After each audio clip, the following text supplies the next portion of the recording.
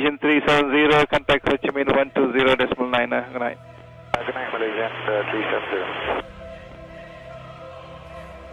370. Breaking news tonight, a Malaysia Airlines flight with 239 people on board, including 4 Americans, has gone missing.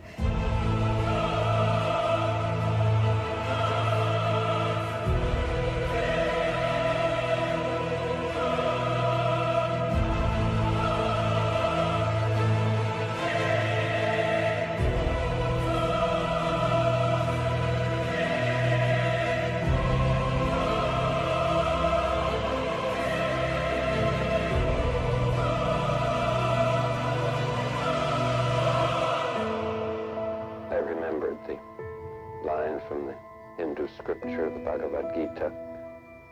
Vishnu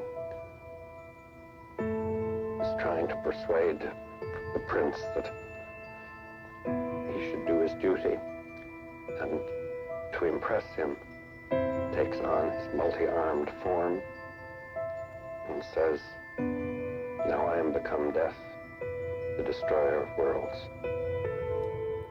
Welcome to the stream. We are here. Oh man, do you like that intro? I think I got it figured out now. Ooh, I'm getting good, guys. I'm getting good at YouTube. Be afraid. I'm editing stuff. I'm doing stuff on YouTube. Welcome everybody to the post-Christmas stream. I hope you guys had a wonderful Christmas.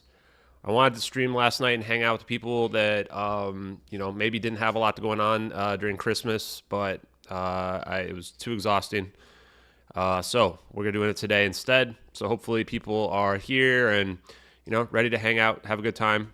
We're going to play a little synth wave music in the background as well. Just because. Why not? So, hey everybody, let's see who we got in the chat here today. Banner, Looking for Truth, Booyah, Sholto, Paul, Rippy, Tracy, PJ Mike, Carte Blanche, Paul again. Welcome everybody. Awesome. Let me know if the music's too loud. Should be pretty good. I turned my mic down a little bit too because I was listening to some replays and it was pretty loud.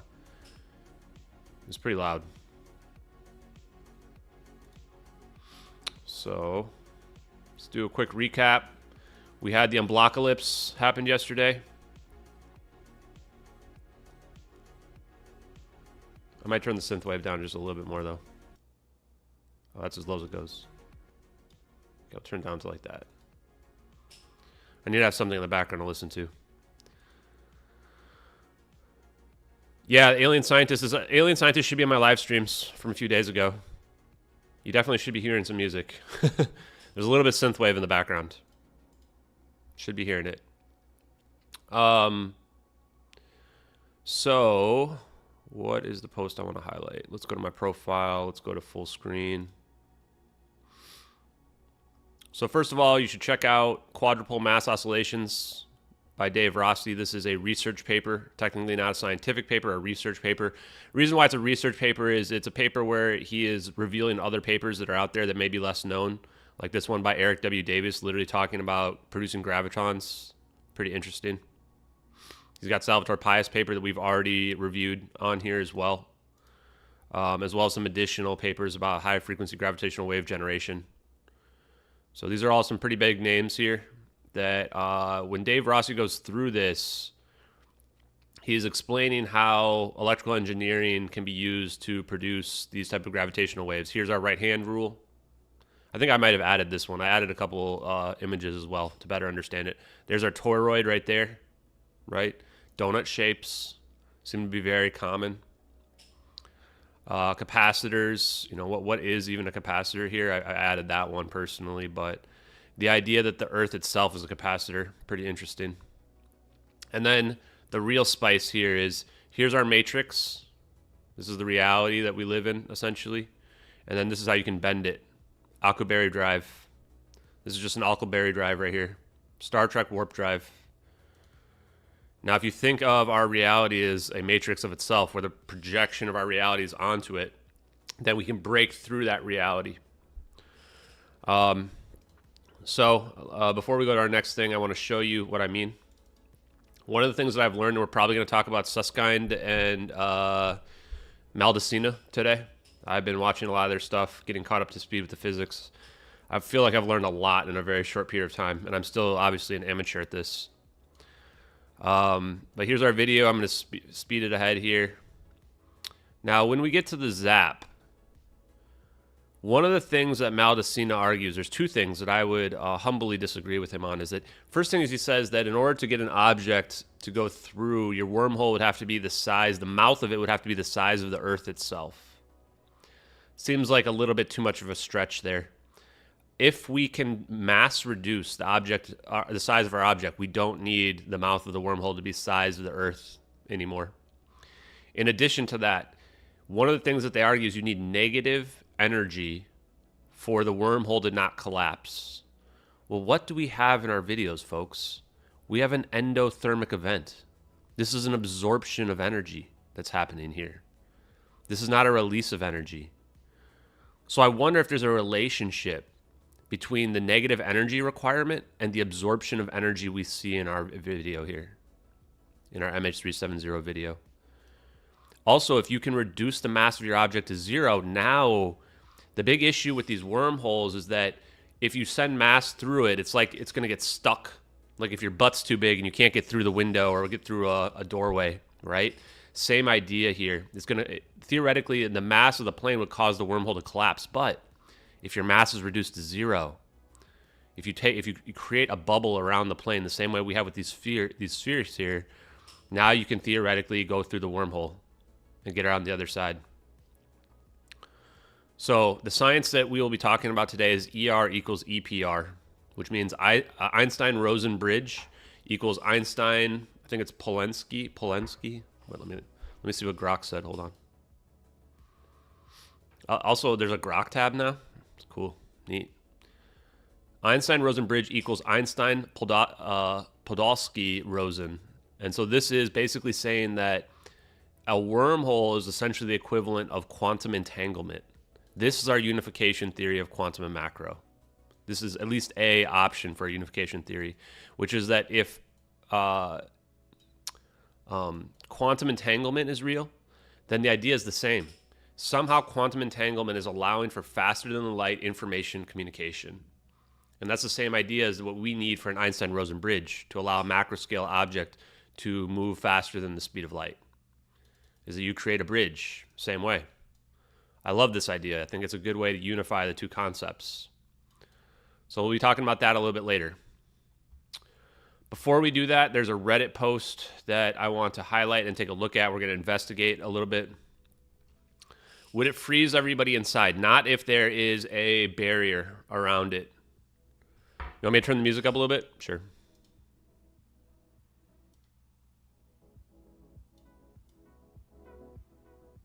Let's try this sound out. Some people are going to probably complain. Some people say no music. Some people say they want music. I don't know. It's hard to... It's like when I'm in the UFO community and some people want it to be aliens and other people want it to be VFX. So you just can't please everybody, you know? I'm just in the middle pissing everybody off, saying it's humans. Saying it's our technology. Let me see if the music is working. Please give me confirmation. I mean, it looks like the music should be playing. Good day, my normies. Okay. But yeah, so as part of this, I think it's actually Maldacena as well, is one of the three. So you know what's funny is Maldacena is one of the people that I was looking into their wormhole papers early on. So I'm going back to thinking this is a wormhole. The problem is we need to understand what a wormhole means. It's not as simple as Stargate, although it could be, maybe, right?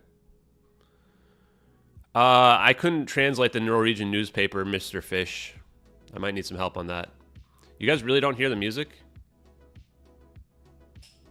Why don't you guys hear the music? It says you guys should hear the music.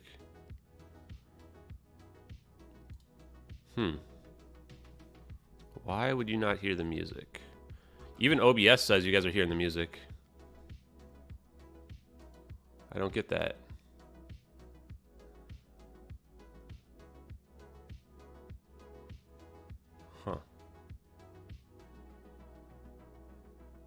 Maybe I'll refresh it.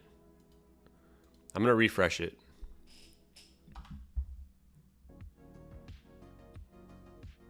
Okay, give me confirmation if you can hear it. Yeah, okay, other people hear it? Yeah, you guys are just trolling me. It's just quiet, I think. It's just really quiet. Yeah, it's just quiet. I'll turn it up a little bit, but I want it to be quiet. I don't want it to be overwhelming. I don't want it to be overwhelming on the stream. I just want it so I can jam with it a little bit. Yeah, it's very soft. It's just background music, guys. It's a chill trance, okay? Yeah, it's synthwave, so if that's not your thing, that's not your thing, but I don't want to hear like singing and crap. I'm trying to actually like do stuff. You know, the music's not supposed to be overwhelming. It's just supposed to keep me in the groove. Okay, so we got it. Music's good. It's been confirmed. Thank you. So let's start with that Reddit post I saw. Did I actually pull the video? We actually need to investigate this. Whenever I see a Reddit post get downvoted, then I get interested. I want to check it out. Pull this over here. So somebody claimed they found an actual blue infrared video, and I want to see how accurate it is, if it checks out or not. We have to be very careful about anything on Reddit because almost everything's fake. God, these nut job Redditors, man. These guys are just literally nut jobs. There's no nice way to put it. They're just off their rocker, man. The definition of burden of proof. Let me guess. I don't even have to read this. This person thinks that if they like poke one hole in something, that means it's fake, right? Yep, there it is. Guys, we know what the burden of proof is. That's why we have 13 pages of evidence. These people are off their rocker, man. They're mentally not well. There's not a better way to put it. They're just not well mentally. You can never go to... There's no other community you can go to where you find so many people so rabidly obsessed with trying to convince people that something's not real. You can't go to the Bigfoot community and see this. You can't go to Flat Earth community and see this. It's literally just these videos are breaking people's actual minds. Especially, like, and almost all of these people are, like, sycophants of Mick West. Like, actual cultists. The reason why they try to call us cultists is because they're actual cultists of a guy named Mick West. Scary stuff, man. Like, they just desperately have to believe there's nothing special in this world because it would just break their reality if they did. These are the kinds of people you probably see, like, going to religious subreddits and trying to tell people that religion isn't real and stuff like that. It's like, dude, no one cares.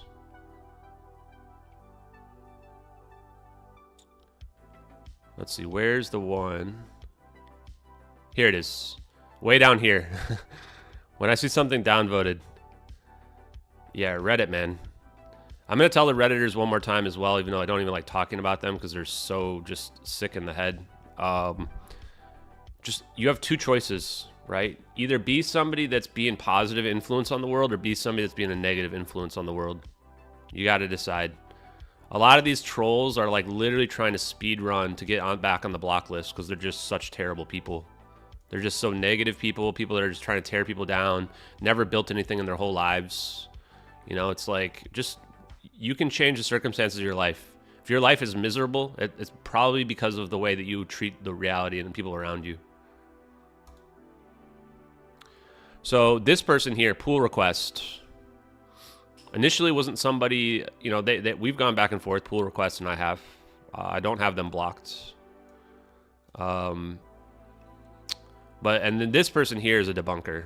Straight up debunker, like no life job person. Made a post about how all the drone video looks wrong, even though they have no experience whatsoever in it. They have no basis to make any of the claims that they made. They have no actual proof for anything that they're claiming. Just like classic debunker, Redditor, like loser person, right? And so, of course, pull request comes along and says, whoop, turns out we do have footage of it. What was the year on that? 2004. Let's take a look, folks. Free flight infrared. Look at that. Look at that, folks. That is a blue infrared video. That is a blue infrared video right there. In fact, we're looking at the same video, 3 different infrared perspectives. Look at that. Cha-ching. Okay, so this looks legit. Is there any comments to go along with this? Seems good to me. What do you guys think? We're going to look at some of the supporting evidence to make sure this checks out. I don't want to jump to any conclusions, but I am going to go ahead and download it. Then, wait, what? There it is. How many views does this get? Only 3,000 views. Sad, guys. We got to give pull request some credit here. Pull request, you will get credit for finding this, of course, because I always give people credit. This is a good find. This is actually investigative work here. Like, pull request did actual investigative work. The Aliens Are Sad album. Guys, I was actually watching... Oh, yeah. Let me go back to that real quick. So if you missed it, I did the Unblockalypse. And there's my dog, by the way. I figured out how to do more than one video at once. You have to do it on your phone. You can't do it on the desktop. That's why. God damn, she's cute. God damn, she's cute. I have a cute-ass dog. So I did the Unblockalypse. 30,000 views on a YouTube live post. It's pretty wild. So we did the Unblockalypse. We unblocked everybody. And then King Milkfart Harassment Archive, which is like the best YouTube, best Twitter. I can't believe they only have 482 followers, guys. This is like the best Twitter account on Twitter. He did a mashup of it, where it's like 27 minutes of it. And it's just like me going through unblocking people. And it's pretty damn funny. Even I was laughing. I was watching part of it this morning, and I was laughing at myself. That, yeah, the Aliens Are Sad one was probably one of the best. We'll go ahead and play that. It's down here. He's on the cover of an album. He's got a self-titled album coming out.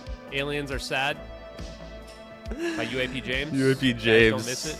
It'll be on sale, $19.99. You get all the hits. All the hits. Okay.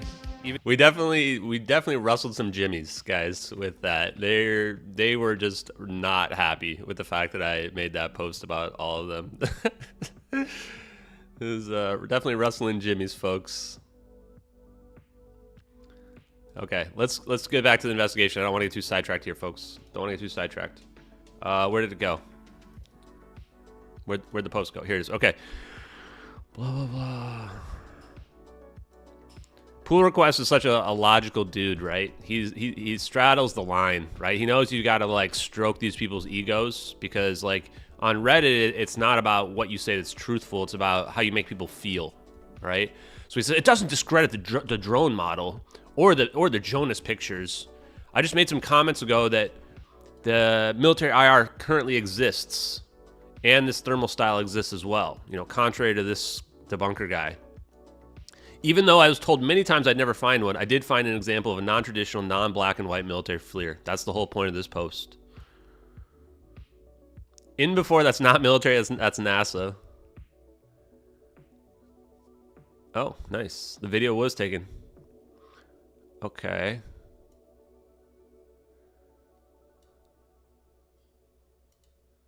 Yep, so they can actually remove whatever they want, including telemetries and reticles, which shouldn't really be controversial. I mean, of course they can.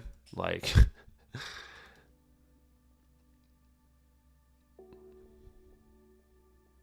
okay, well, let's see what we got here. We're just gonna take a look at this. Oh, so this is the plane taking the video? Nice.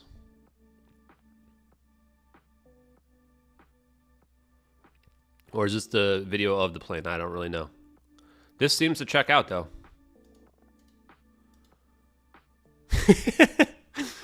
Pull request, you've just made it on my list. Whenever somebody drops a meme like this. Guys, let's put this in the chat. Pull request. You're rustling Jimmy's pull request. This is a 2014 report about this. What is this?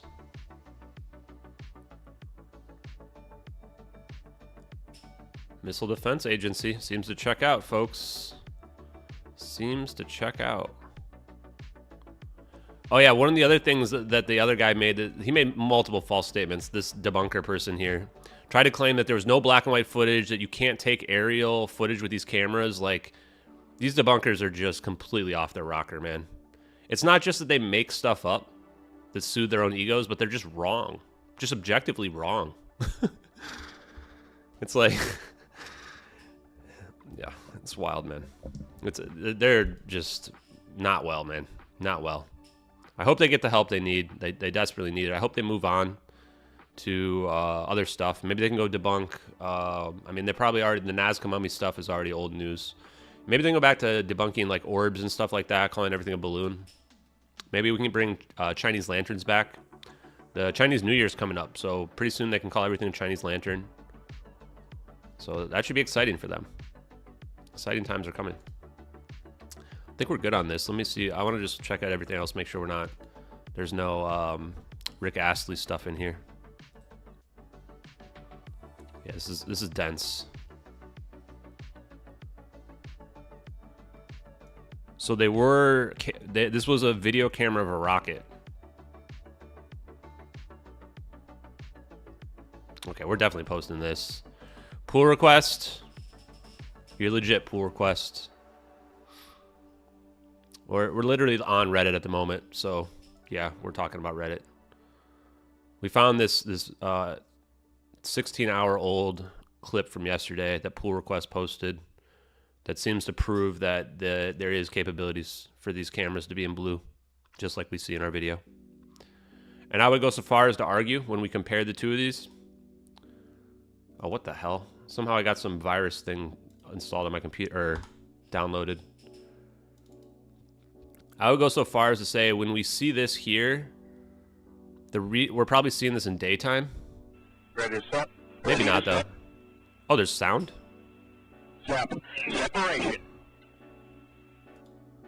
I mean, look at this. This is in blue right here, guys. I mean, cha-ching. Cha-ching. We've debunked another debunker fake post. It's like, I love how they demand that I answer all their fake assertions. There you go, guys. I would argue that this almost proves this is at night. Otherwise, you're not going to see all this interference like this. It's because it's nighttime. Because this is pitch black. And we're looking at an infrared. Cha-ching, folks. Okay, I can't do the sound on this. Cha-ching. This dates all the way back to 2004 as well, which means that it's plenty of time for our cameras to have this type of view. Perfect, folks. Pull request. You get Ashton's gold star for the day. Pull request. Good job. Good job, sir. Good job. Okay, I think we're going to go ahead and post this. Folks. Should we link to this as well? Or do we just credit pull request? I don't really even want to link to this subreddit. Subreddit's just disgusting. I'd rather support other subreddits.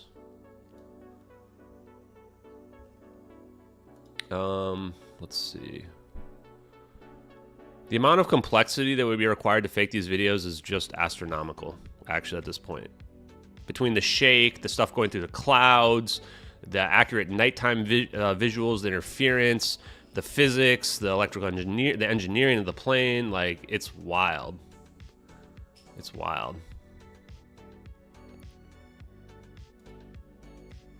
Okay. What was the other subreddits called? Man, I've already forgot the names of the other subreddits. Hold on. I want to promote some of the other subreddits. Airliner Abduct 2014. No, that's not it. Boy. I don't remember the name of the subreddit anymore, folks. Why do I have all these chat GPT things up? Hold on, guys. I gotta close some menus here. Trying to find a link for you guys.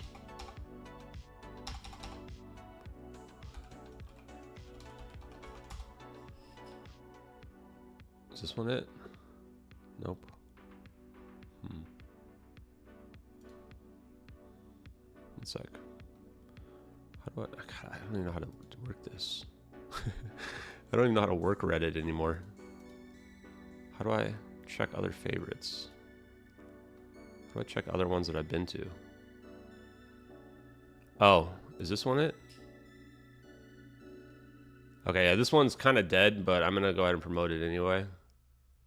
It's MH370 abduction. Okay, let's see. Reddit. MH370 abduction. Okay, so here's the other one. This is a public one, guys. If you want to join this public one, that theoretically is gonna. This is the one I think created by the guy who got the other. Yet another subreddit was banned. So we have this other one, but there's a private one as well. The private one is 3 orbs. Let me pull that one up. If you want in the private one, there's no trolling in the private one. So I mean, if you join and you're a troll in the private one, you're gonna get yourself swiftly banned. So we got the private one here. I'll put these up. So 3 orbs is a private subreddit. This means no debunkers are allowed. I didn't create this. It was a community space for productive discussions on the value regarding 3 orbs and regicide videos. So it actually, this one isn't even like necessarily a believer subreddit, but it's definitely a non-troll subreddit.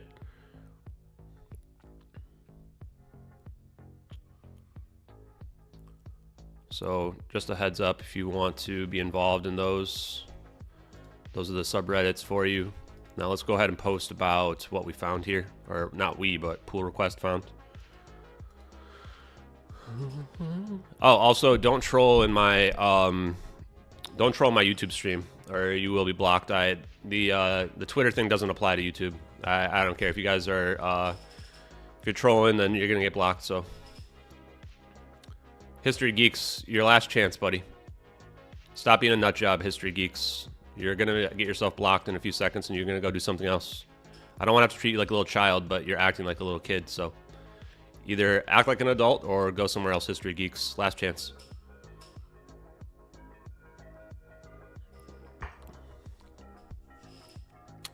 History Geeks, I told you, last chance. Either shape up, stop trolling, or get out. That goes for anybody else who's acting like History Geeks, okay? Just relax and enjoy the stream, or go somewhere else and, you know, go touch grass, as they say.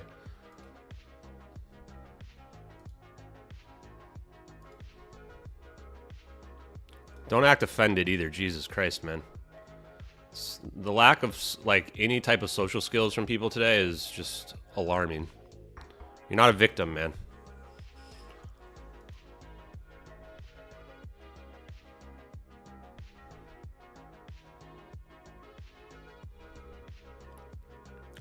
Okay. Let's go ahead and make a post. I'm going to move it over here while I pull up the video.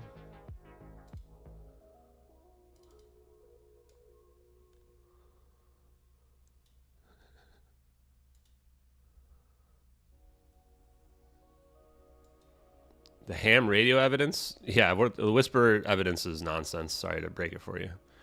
If the whisper data stuff on the ham radio stuff worked, then they would have found the plane. Right? They would have found the plane.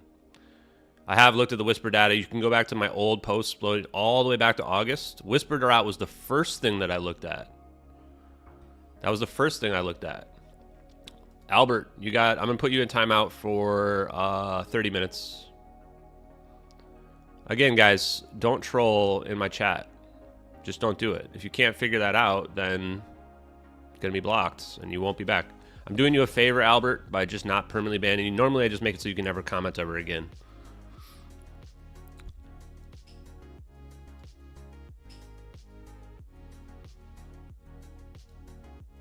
So, History Geeks is gone. So, like, you just have to learn. It's a hard lesson for trolls to learn. But if you really can't control your behavior and you can't control what you type, then you lose the privilege permanently. Parrish, they did look. That's the secret. They did look. They've looked multiple times where the Whisper Route thinks that they went. They've looked multiple times. They've been wrong every single time, and they just keep changing it, saying that, oh, well, there's a new spot now. I've reanalyzed the ham radio data, and now we have a new location. They literally looked everywhere. They literally looked everywhere, man. That's because they literally looked everywhere. There's nowhere for a debris field visible from space to hide along the 7th arc. They searched above and below water everywhere, man. The idea that nobody went is just delusional nonsense. Richard Godfrey's Whisper route doesn't make any sense at all. I actually read all 300 pages of it. I'm probably one of the only people that's read all 300 pages of it.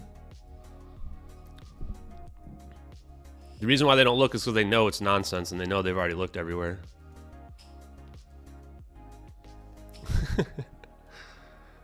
Yeah, I mean, the thing about trolls is, like, once you get them going, like, they can't stop. It's like it becomes, like, personally offended to them. Where it's like you tell them to stop and then just, they cannot. They don't have the capability, right? And then they just get permanently blocked and then they can never post ever again. So, I mean, I warned them. I warned them, man. That's what I'm talking about. These people have real issues that they need to, like, work out, right?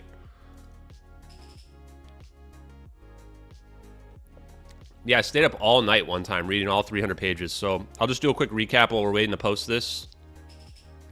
The 300-page Whisper report, it claims it's fine until they get past Penang.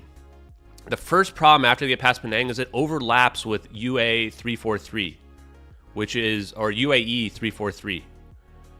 There's no way the plane couldn't have seen MH370. So if the Whisper report's correct, then the UAE 343 would have seen MH370, but it didn't. But it didn't. So first thing, we already know right away it doesn't make any sense. Now, so again, Parrish, you need to chill, man. They already looked everywhere along the 7th arc, above and below water. There's nowhere for a debris field to hide. They checked everywhere. That's the reason why they're not listening to Richard Godfrey. Because there's nowhere else for them to search. There's not some mythical spot in the ocean. The plane doesn't have any extra fuel. The route has it running out of fuel. Go look up the search routes of where they searched. They searched everywhere. They even searched along the flight path. This is why when the experts talk about this stuff, I just say, where do you want them to search exactly? Where did they not find it? Right? Yeah, no one asked you to contribute, Midas. This is the thing about trolls, right? Nobody asked you to contribute. That's how you get yourself permanently blocked. Just, if you can't prevent yourself from being trolling, then go somewhere else, man. Go somewhere else.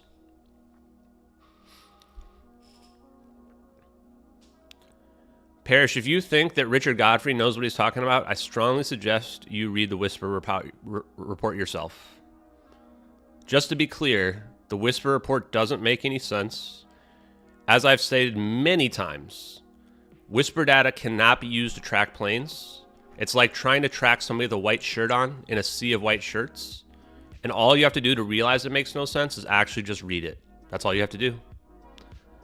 It's impossible for UAE 343 to not have seen the plane if the Whisper report is accurate. The Whisper report has the plane cutting along the coast of Indonesia, which that's not how you avoid radar. That's not how a plane even flies. It then has the plane making a cutback.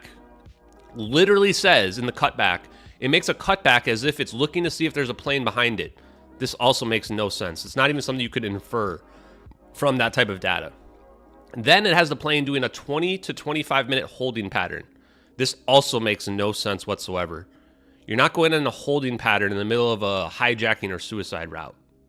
Nothing about the Whisper report after Penang makes any sense, and even from the very beginning when I believed that it was real, I still couldn't understand how that made any sense. So,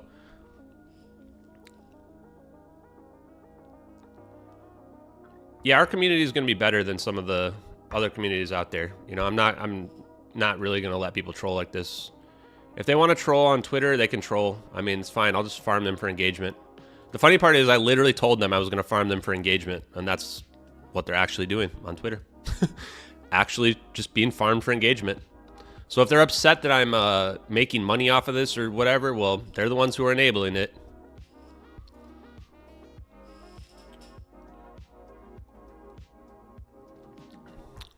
Parrish, I'm not going to have like a one-on-one discussion with you. If you want to read through all my content, you can check it out, man. You can check it out. Plane can't last for 8 hours on fire, man. Could barely last for over an hour. The main reason why they discounted the fire scenario is because they didn't think the plane would last for more than 15 minutes, but it can. It can. The fire extinguishing gas can last for up to 3 hours. Now, is the plane really going to last for 3 hours? Probably not, because at some point the fire is going to burn through the cargo bay and cause significant damage to the plane. But it's definitely not lasting for 8 hours. Definitely not lasting for the 6 hours it needs to get to the holding pattern.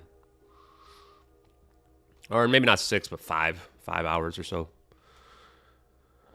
Okay.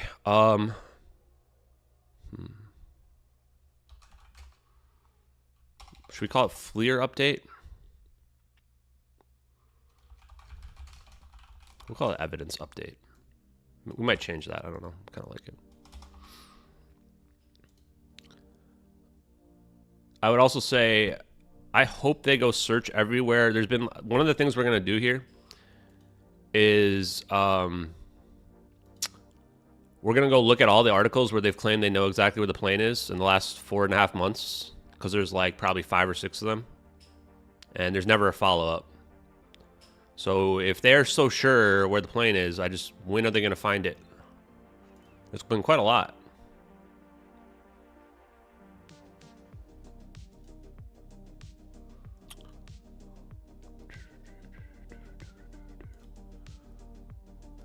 You have to go back. I've been 100% consistent, Parrish. Go check out go watch the confessionals, and you'll realize that I did not know if this was an emergency event or some type of anomalous UFO phenomenon. I've been pretty clear about that. And then later on, after we determined and we found the glowing orange plane, the witness was there, looked at the Inmarsat pings and realized the anomaly at the same time the witness saw the plane. That's when we determined it was a fire. And then we found the other 18 witnesses as well. That's how we were able to determine this is an emergency situation. And it turns out that fits with everything. That fits with the evidence of the videos, fits with the whole story of the plane to date, explains the reason why some of the debris that was found had burn marks on it. You let me know when the official experts want to address the fact there's burn marks on parts of the debris that was found. Some of the few tiny bits of debris actually has clear burn patterns and burn marks on it. When people want to address that, then I'll start to take the official experts a little more seriously.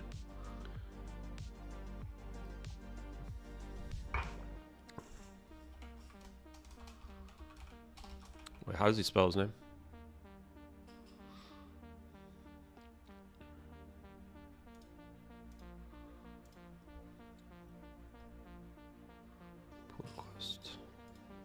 I like to make sure I get the capitalization right.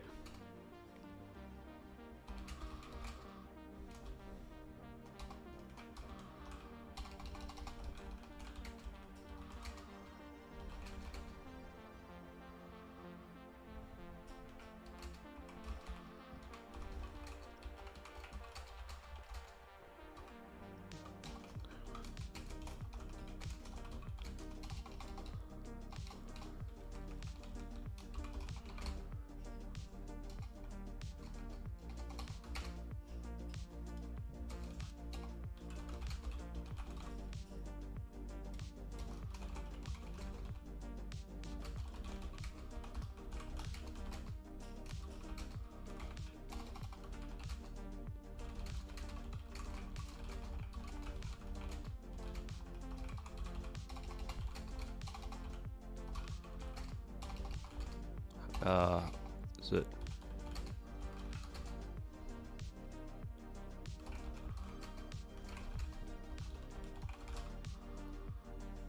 This is all in bold. By the way, guys, I'm loving the black and purple.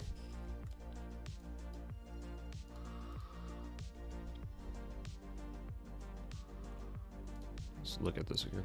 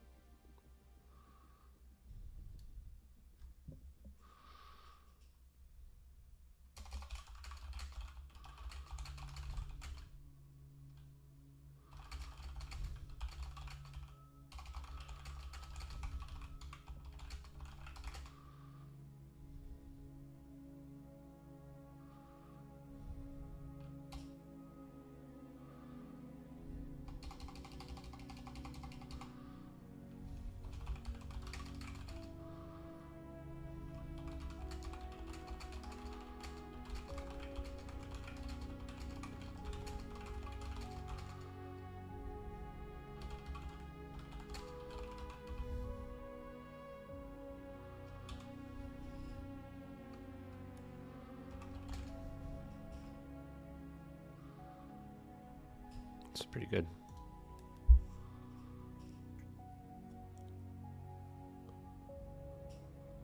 There is no debris field. That's the problem. Parrish.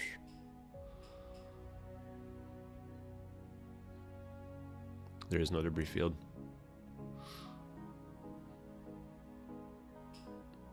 We didn't find a debris field. That's a big problem. No debris field, no black boxes, no acoustic detections, no radars that saw the plane, no witnesses along an active shipping route. It's not possible, folks. We would have seen the plane the next day from satellites. I'm going to go ahead and give you a 30-minute timeout, Parrish. So just chill a little bit. I don't like when people are trying to dominate the chat, trying to engage with me, and I mean, everything that you're asking is already been addressed. So I'm not trying to make this stream all about you and, you know, trying to relitigate everything. If you do want to learn and you want to learn about the case, which I absolutely am for, please check out my tweets and Twitter posts. Everything you are mentioning has already been addressed in the past.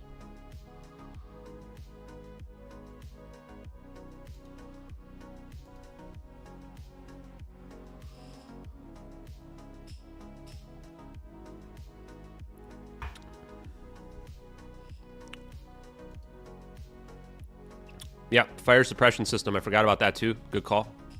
Guys, this is how hard it is to just double check for yourself. MH370, fire suppression device B777. Maldives, okay? This is all it takes. You can search for yourself. Just press the images button. Kaboom, there it is. This is a B77 fire suppression device. You can just clearly see. Here's the 4 boxes. You can see this is very clearly a B77 fire suppression device. Literally can't be anything else. Washed up in the Maldives a couple weeks later. You want to explain? What the hell? What's going on here? Why can't I scroll back up? What is going on here? What is happening here? Okay, here we go. Hey, look at this. Lithium mobile phone batteries. Whoa, what is this? Hello.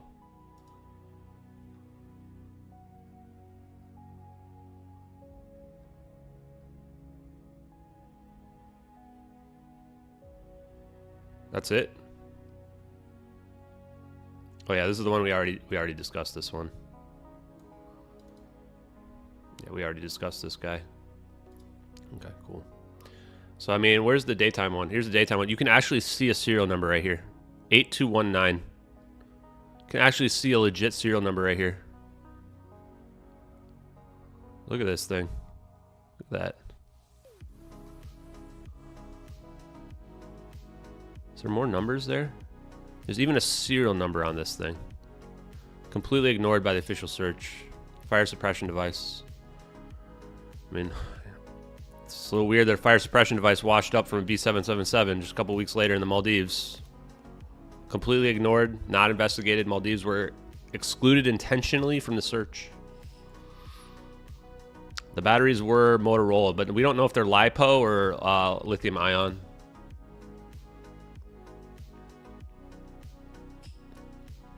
Thanks Hermes for providing the link for people. What's uBlock origin, guys? You know I'm a boomer, guys. I've got the boomer in me. I don't know what all these softwares are. Does that block ads? Probably uBlock. Mike Harris. I don't know. There's a lot of people I'd like to get in touch with. Now I want to get in touch with. I think it's Leonard Susskind and Maldacena, the physicists. Those are the people I want to talk to. Those are the people I want to be talking to, man.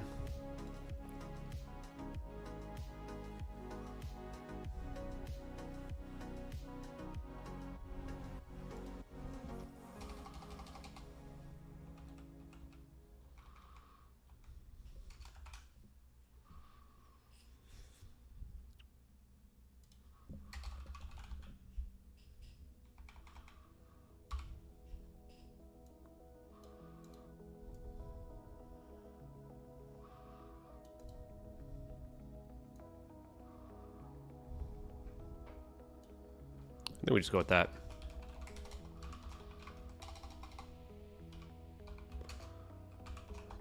I kind of want to put...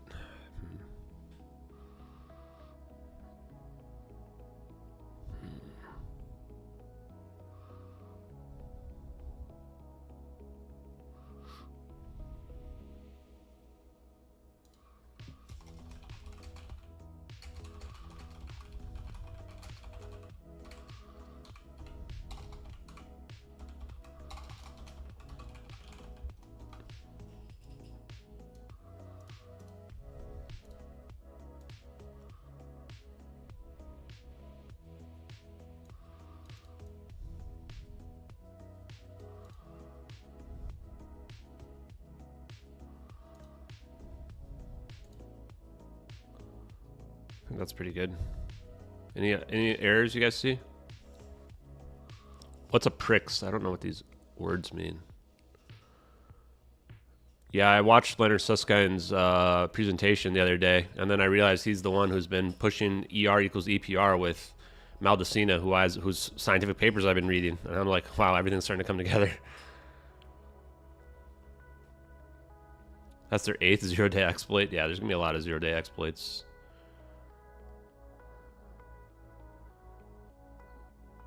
Oh yeah, JK Philly fans talking about the actual report.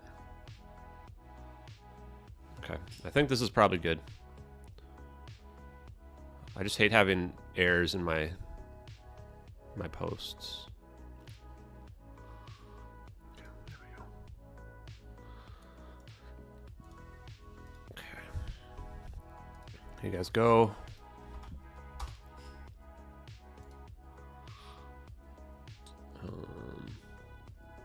Actually, I need to post my thank you as well over here.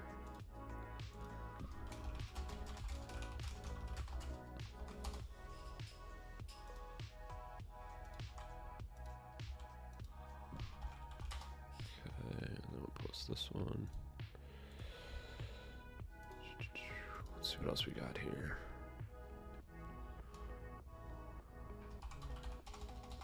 Blue, infrared. Evidence.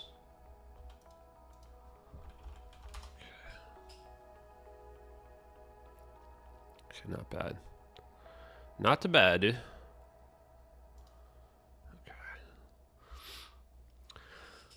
Yeah, I did email Michio Kaku, but I'm pretty sure he's a little too high profile for us. I don't know if he would reply as well. Honestly, I think a lot of this stuff would break the minds of even physicists themselves. The problem is they can't believe that this type of technology can be real.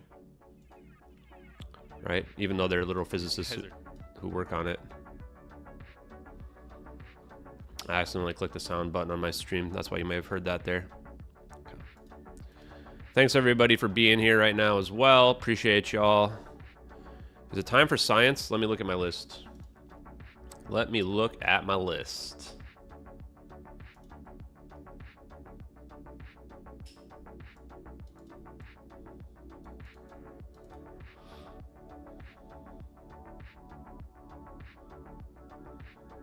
That one. Oh, let's do all the articles that claim to know where the plane is. That's gonna be a fun one.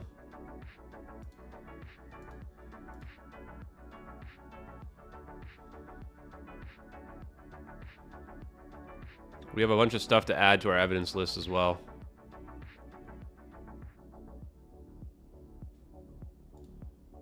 We did that. I'm just looking at my to-do list I have over here on my other side of the page.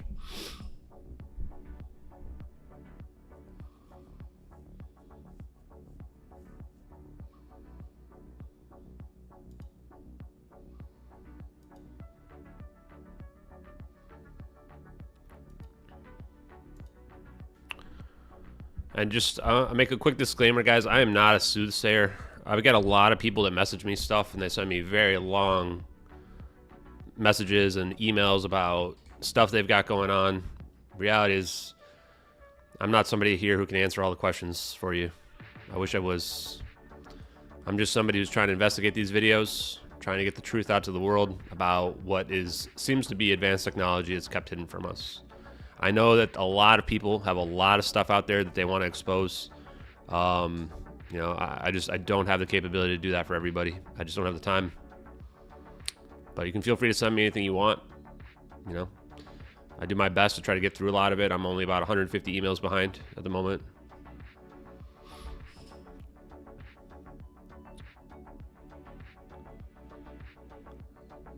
Yeah, I think Hermes, I think one thing that you've got to realize is that a lot of people aren't going to be able to understand a lot of this stuff. Okay, yeah, good job. I don't know, like, how these people get so upset, man. I've never seen people get so mentally broken from just some videos, right? These people need, like, actual psychological help. It's not even a joke. Like, they actually need, like, somebody to talk to maybe in their life. I just feel bad. There's never been a situation where any videos broke people's minds like these videos have.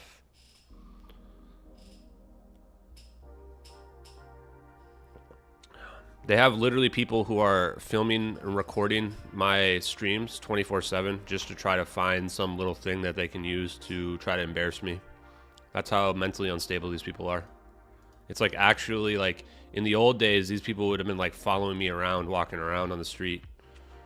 In the cyber world, it's just cyber stalking.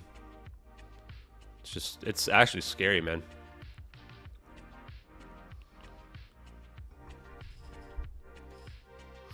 Okay, let's go ahead and do, what do we got?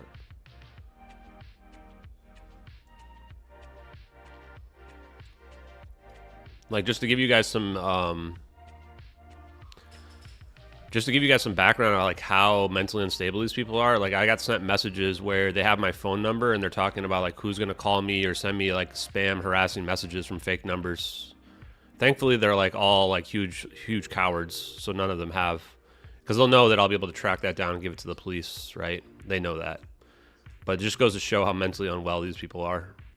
The literal Discord messages that people sent me from their Discord of them talking about, there's one even talking about them sending me RAR files. So like, it literally was that Discord that committed felony fraud. Like, they're actually committing real crimes from the Discord. That's how mentally unwell they are. And like, yeah, I mean, it's scary stuff, man. Like, really scary. So once again, what I want to reiterate here is that if anything does happen to me, I legally blame Discord and Reddit. They are at fault. They have enabled these psychos to perpetually harass me, to engage in criminal behavior against me as well. So if anything does happen to me, Reddit is legally responsible, and so is Discord. They haven't taken action against these people who, in my mind, it's just domestic terrorism. They're being radicalized on Reddit to harass people in real life, you know? And I hope that Section 230, which is the law that protects social media from what people post on there, I hope that gets overturned, because if it does, then the lawsuits will shut Reddit down immediately for behavior just like this. Okay, so we're going to go ahead and we're going to search over here. So once again, if you want to go into some subreddits that are not potentially controlled by debunker people and people with like mental illness, then this is the public one, MH370 abduction. Don't know how long it'll last. I'm not a moderator or anything on this one. And then this other one here is the this is the private one, 3 orbs. So you would have to get an invite for this one. This one I am like a side moderator on. I don't ever actually do anything, but they made me a moderator just in case, like, I guess it gets banned and that, or their account gets banned or something like that, because there's been a lot of targeted reporting that these people do as well. Like, it's an information war, and they know it's an information war. And so what they're trying to do is they're trying to censor everybody else that doesn't agree with them, and trying to spread the false perception that everybody thinks the videos are debunked. You know, that's how information wars work. So we kind of just have to be above it. Yeah, Yelena, they have this subreddit that they control, this one here. They have a Discord, and the Discord is about me 24/7. This is where they coordinate their attacks against me. This is where they dox me. This is where they perpetuate the criminal activity, including felony fraud. This is where they talk about, you know, calling my phone and harassing me in real life. It's reached the point where it's actually like scary. Like, it's actual terrorism activities at this point. And it's starting to get to the point where it's like actually, you know, potentially going to be threatening to my safety. Which at first it was kind of a joke, right? But now these people have worked themselves up into such like a mental like rage that it's alarming. It's actually alarming. They probably have a link to their Discord somewhere. Yeah, right here. I mean, if you want to go see for yourself, go check it out. You'll see for yourself within minutes. I've got all the screenshots. I've been saving them so that I can give them to the authorities. Yeah, it's complete nut jobbery, and you'll see it. You can see it too on my Twitter. I just unblocked everybody. A lot of them are on Twitter. A lot of them just joined Twitter for the sole purpose of trolling me, because they banned me from the Discord as well, or from the subreddit. And I'm banned from the Discord as well, although that was like months and months and months ago. Like, I joined this Discord, and they immediately all attacked me because I didn't think that the non-matching VFX matched. And then they booted me and presumably banned me. I never went back. That's the lore. That's the lore behind it.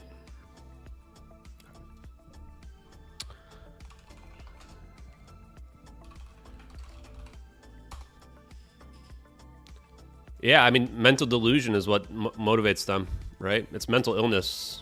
There's really no other way to put it, right? That's the motivation. Hatred and mental delusion. There's never been a situation where people attacked videos as hard as these people did. And their arguments are just so dishonest, right? You're hurting the families. You're hurting the families that never got any answers by trying to solve the case. Like, does anyone really believe that? No families have reached out to me. Or the other one, just let it go. Just let it go. It's like, how about you just let it go and go do something else? Stop being an obsessive psychopath. It's weird. Very weird.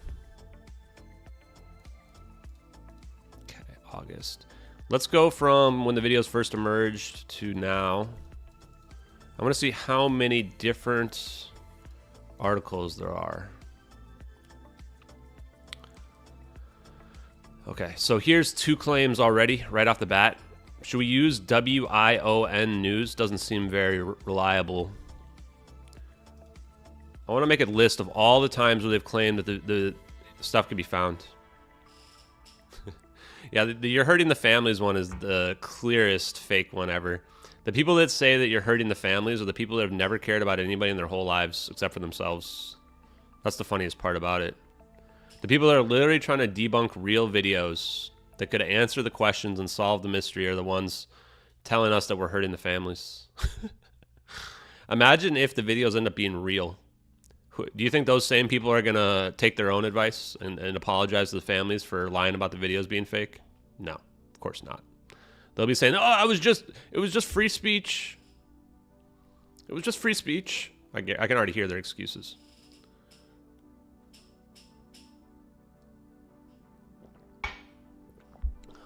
Wait, is this real?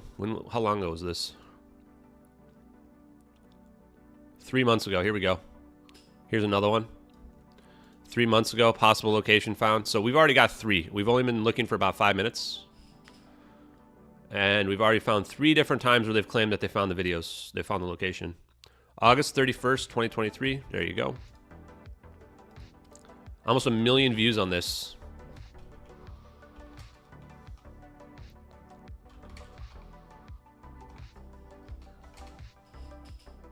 Okay.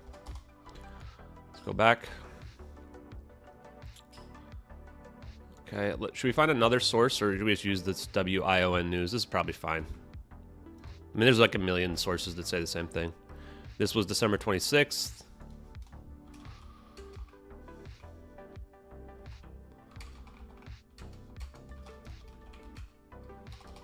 We should also put... We should actually put the headline as well.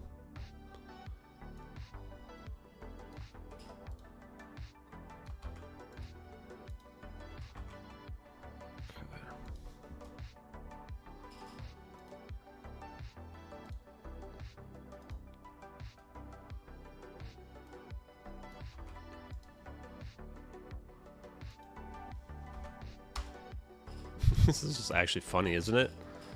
Well, there's just like so many of these. And then there's the fisherman guy, right? Fisherman guy.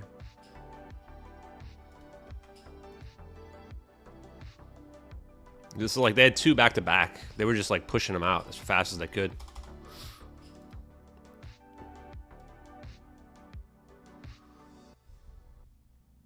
I'm not going to put the snub by authorities part because it's not relevant. December 20th.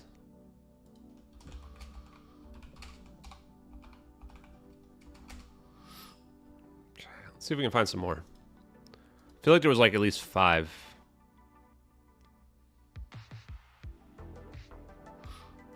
Yeah, don't worry, man. If they actually like call me or anything like that, then they're gonna link themselves back to something that the authorities can find them. I'm not worried about it. Oh, the barnacle one, guys. Remember the barnacles? I forgot about the barnacles, guys. The barnacles. The barnacles, guys. You have to be an old school investigator for going back to the beginning to remember the barnacles story. They were gonna find the where the plane crashed because of the barnacles. It's just actually just ridiculous, man.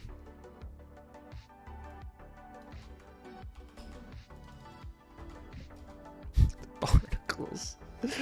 The barnacles one, that's where I was like, okay, what the heck?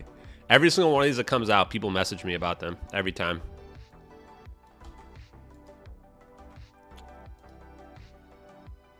The barnacles. Guys, when are they going to find the plane? This is like 5. We already found 4 articles. We've only been searching for 10 minutes. We've already found 4 different articles where they claim that they would find the plane. Already 4. I expected 5. Now, I don't know if we're going to get to the 5th one. Groundbreaking report. Airline ratings is actually, I think is run by one of the old school investigators, which is probably why they've never solved anything. Oh, it's Richard Godfrey again. Richard Godfrey again, guys. I want to know how many times Richard Godfrey's claimed to know where the planes crashed.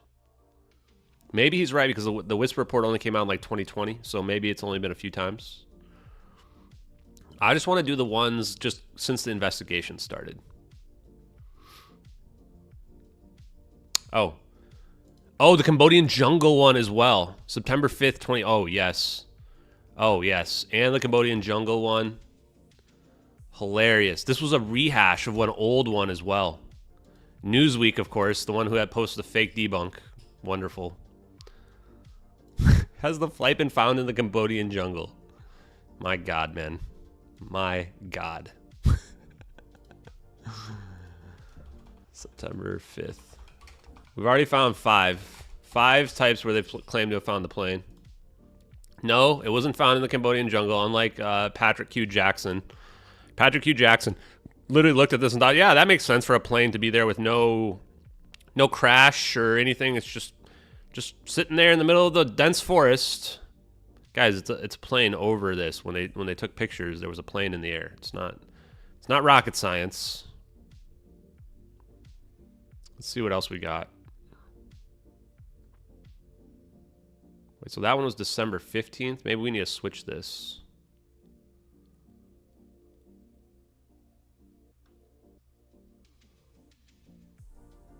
Oh, here we go. New probe urged. Oh, actually, this one is respectable. This is a respectable one. The families of the victims have not given up. I almost want to put this out. We're going to put this on the list.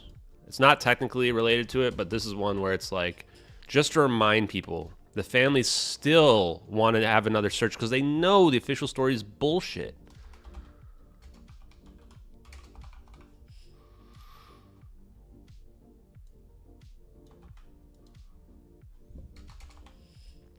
Look at all this stuff we're finding.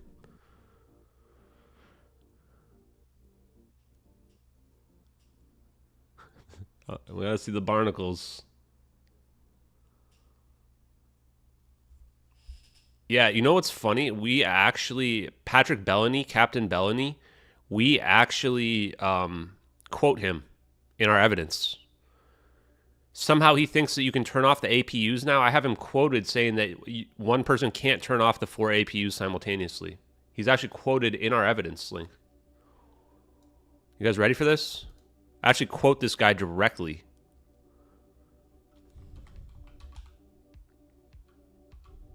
There it is. There he is right there. Captain Bellany suggests whoever was in command of the aircraft would have had to intentionally disconnect all 4 electrical generators and APU. Does that sound like something that you can do from the cockpit? Not to me, chat. But he thinks that the plane was hijacked. And now the reason why he's saying hijacked is probably because he needs to somehow have an explanation for how somebody pulls this off. This is not flipping a switch. You can't make the plane go completely dark from the cockpit. Practically impossible for a single person to connect all 4 generators and APUs simultaneously. So now they're thinking, I'm guessing if you look at his theory, if you actually were to question him, he would say, oh yes, there must have been, maybe the Iranian passengers were involved or something. It's just getting too convoluted, man. Just too convoluted. Hermes, dude. Hermes.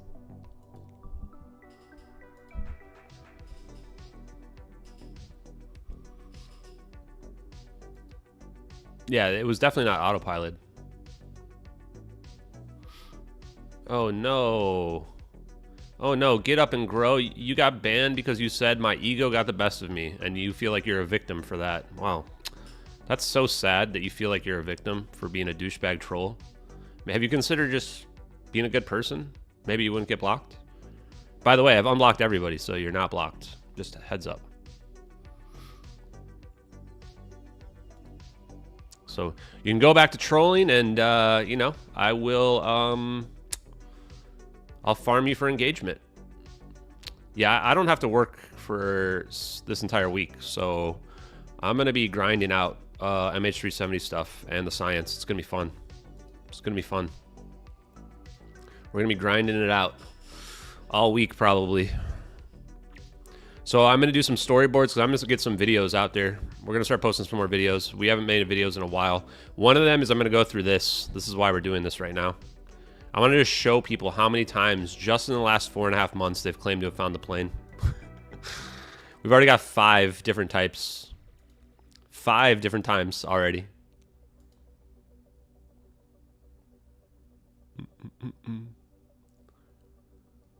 Oh, that's an instant block. Instant block. What was this message? Yeah, instantly blocked. Man. Oh, he's gone already. This is how obsessed people are. You know what's funny too is they actually have to subscribe in order to comment on my on my stream. I'm gonna skip the ads for you. Actually, I'm not gonna skip them. Sorry, you guys can skip them yourself. It only takes 5 seconds. I'm gonna farm those farm the trolls for engagement as well on YouTube.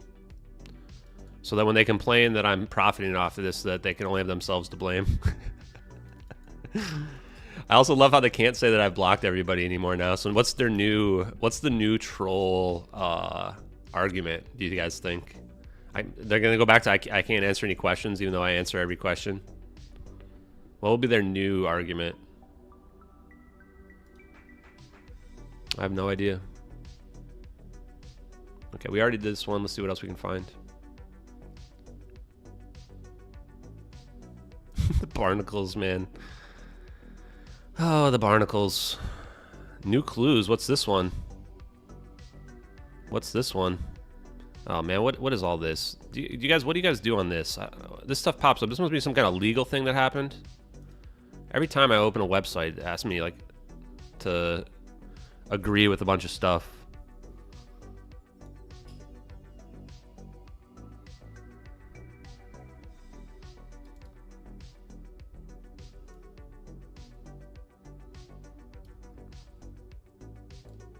Oh, it's Richard Godfrey again. Oh, yeah, because he's the MH370 search guy. Interesting. Let's see what else he has to say here.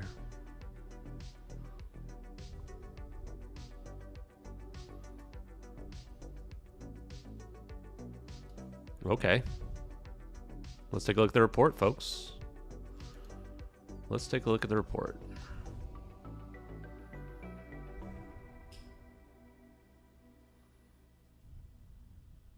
Okay. These guys are just literally reading tea leaves here on this, right?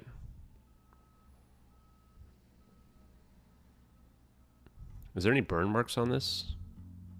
Not that I can tell.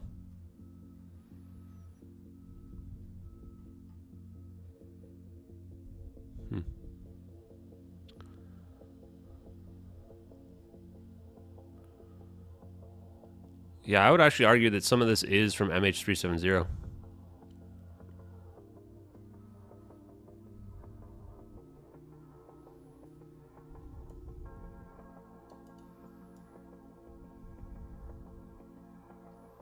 Interesting. Some analysts have argued the debris item appears to be white, but the underside of MH370 was gray.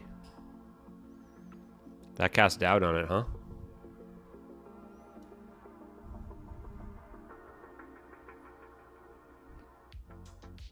It all depends on the light level? Not really. It's just either gray or it's white. It's not really dependent on the light level.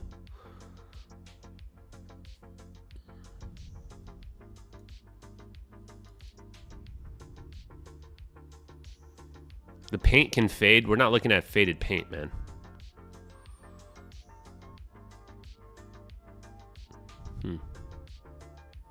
Where's the one with the burn marks on it?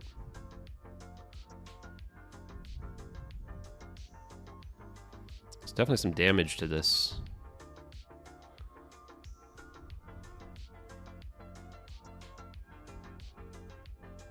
Okay, this is almost done. We're not going to go too much further on this.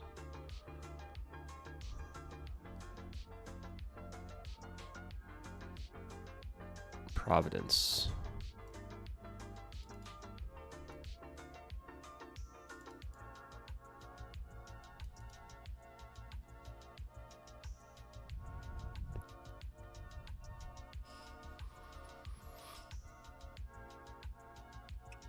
So they found a new item and they think that it's part of MH370. That's what this report comes down to, huh?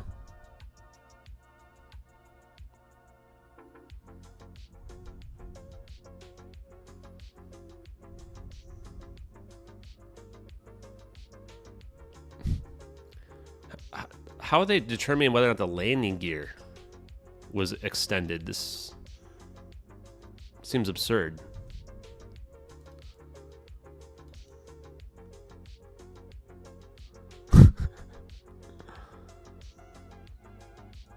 The active pilot did not follow normal procedure as successfully applied by Captain Sullenberger of the U.S. Airways to extend the flaps but kept the undercarriage retracted in the up position.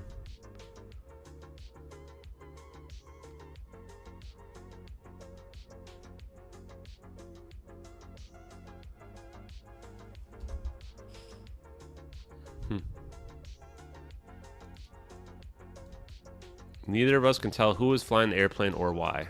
Okay. Should we include this one too? I don't think we're gonna include that one.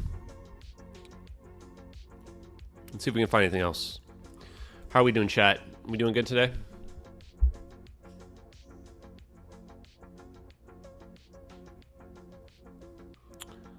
The beauty of our arguments is that time will likely prove us right.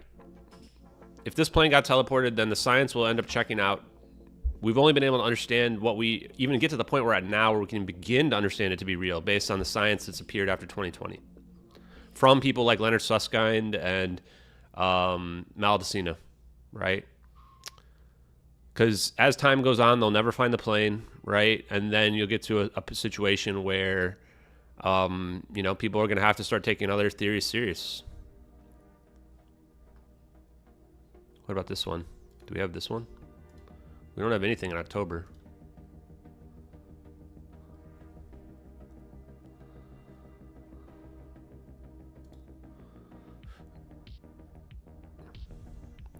Now they think it's way down here.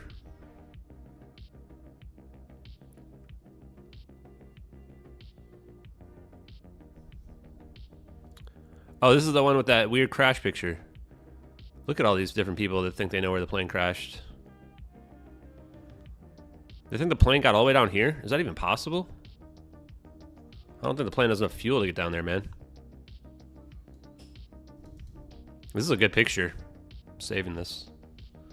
Look at how many different experts think they know where the plane is. Look at all this. We might have to use this picture. By the way, they searched everywhere and found nothing, so all these people are wrong. But I wish them all the best. I really do. I hope that when they don't find the plane at any of these locations, that they consider the fact that there was a fire and there's no way the plane could have made it down here.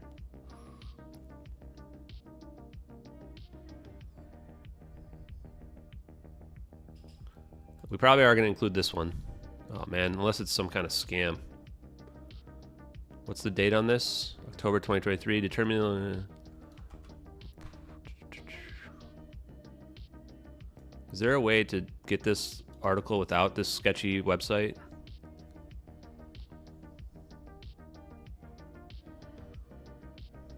Yep, this is another one. This is yet another one.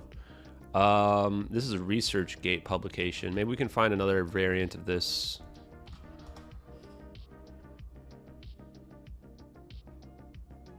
We need one from October. I think this is it right here. Is that the same one?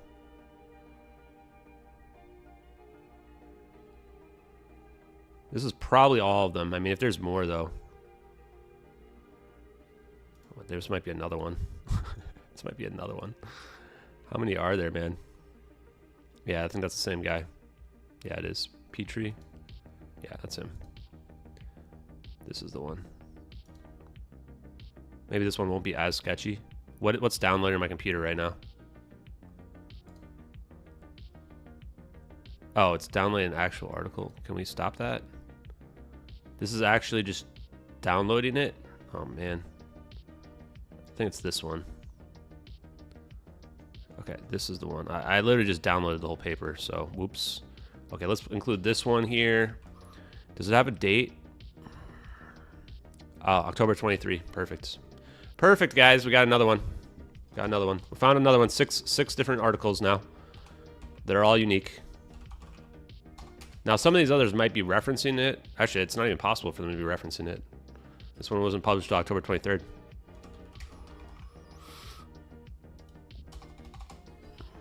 It's getting spicy in here. Let's see what we got. We got that, blah, blah, blah. Let's see, determining the location. Okay, not bad, folks. Not bad. 6 different articles, guys. Were they in the last 4.5 months? 6 different articles that claim that they know where the plane crashed. Amazing. It's amazing that they haven't found it, given that so many people are so certain.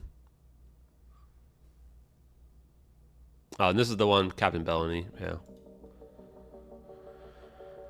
Wow. September 7th was when that happened. Do we have that one?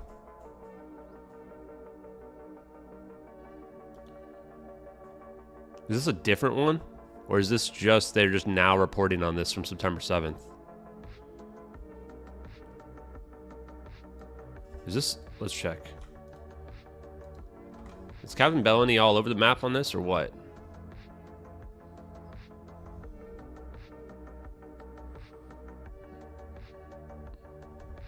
Why do I have a feeling that this is an old rehashed article?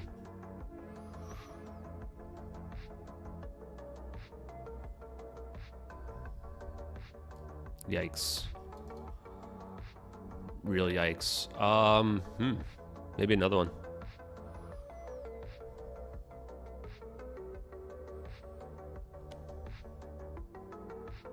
Look at the underwater search area, guys.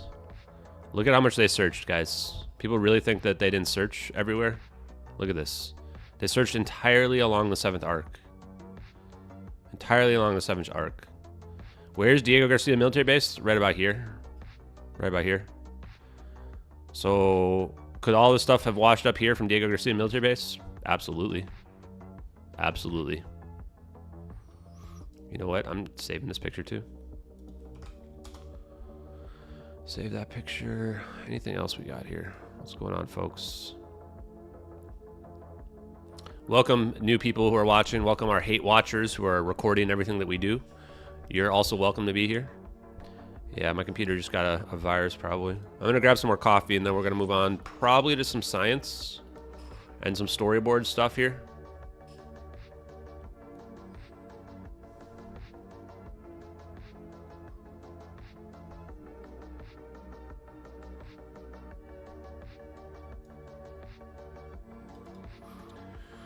I want to do some storyboard stuff. I want to make some videos either tonight or tomorrow.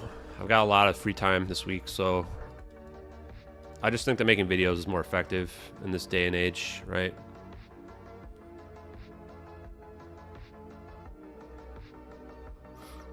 You guys, so I'm going to ask, I want to put a poll in the chat. You guys think that they're going to find, you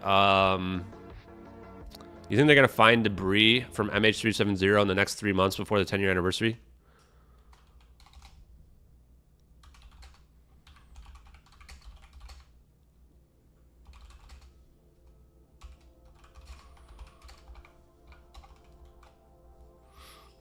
Okay, I posted a poll. Do you think they will find more debris before March 8th, 2024? You think they're going to find some parts of the plane mysteriously before the 10-year anniversary? Since we've been investigating, what do you guys think? We've got, looks like we have 1, 2, 3, 4, 5, 6 different reports of claiming they know where the plane's crashed. 6 different ones. Even though we're looking at an image that shows they've already searched above and below water everywhere.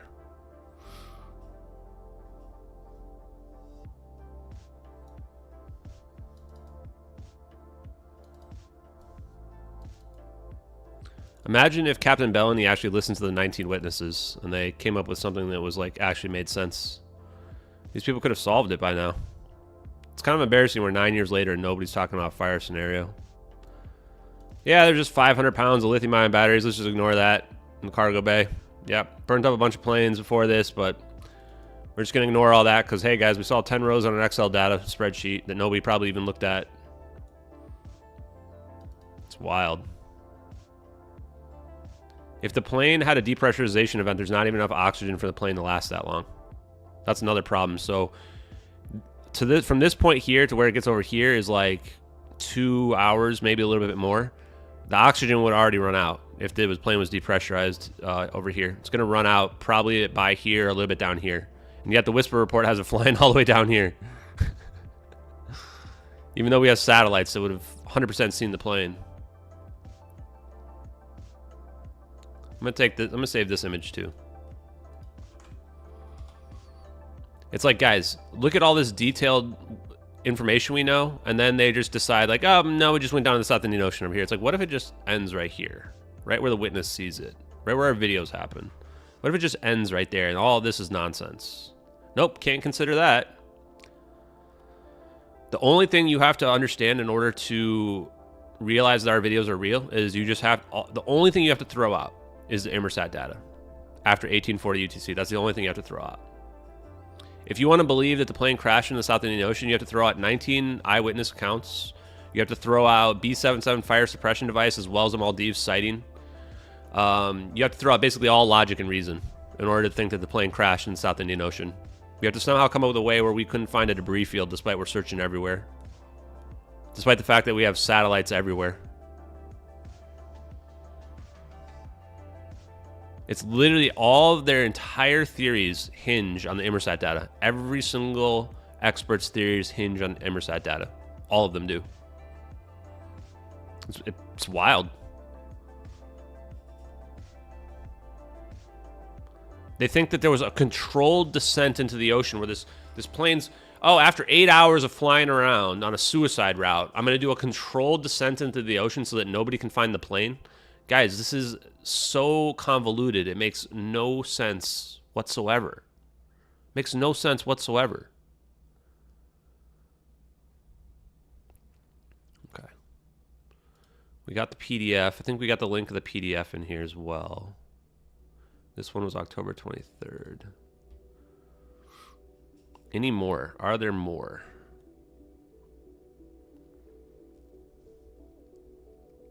Is this another one?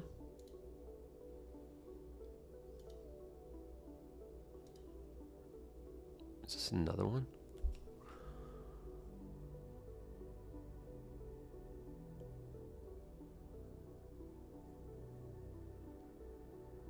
This can't be new, right?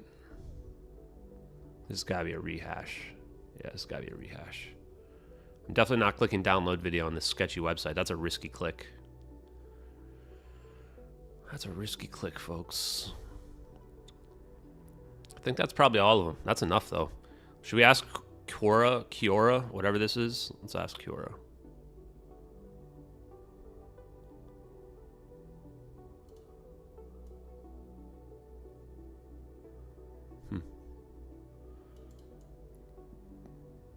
Wow. The fact that we found a couple pieces of debris to this person means they know where it crashed. Hilarious. Simply means it's a big ocean, everybody. This is the dumbest argument ever. The ocean's really big. Yeah, and we have satellites scanning the whole globe, including the ocean. Debris field would have been tens, if not hundreds of miles wide. Would have been literally impossible not to see it. The ocean is like really big though. Yeah, and the plane runs out of fuel. There's nowhere else for it to go. It's not flying to Antarctica, guys. God, it blows my mind like how dim-witted some people can be, honestly. Has a single person addressed the fact that you can't have a 777 crash into the ocean without a debris field? Just not addressed by anybody, right? Nobody can address it. Wow, we're a 50-50 split here. Some people, half the people think that we are going to have debris found. Very interesting.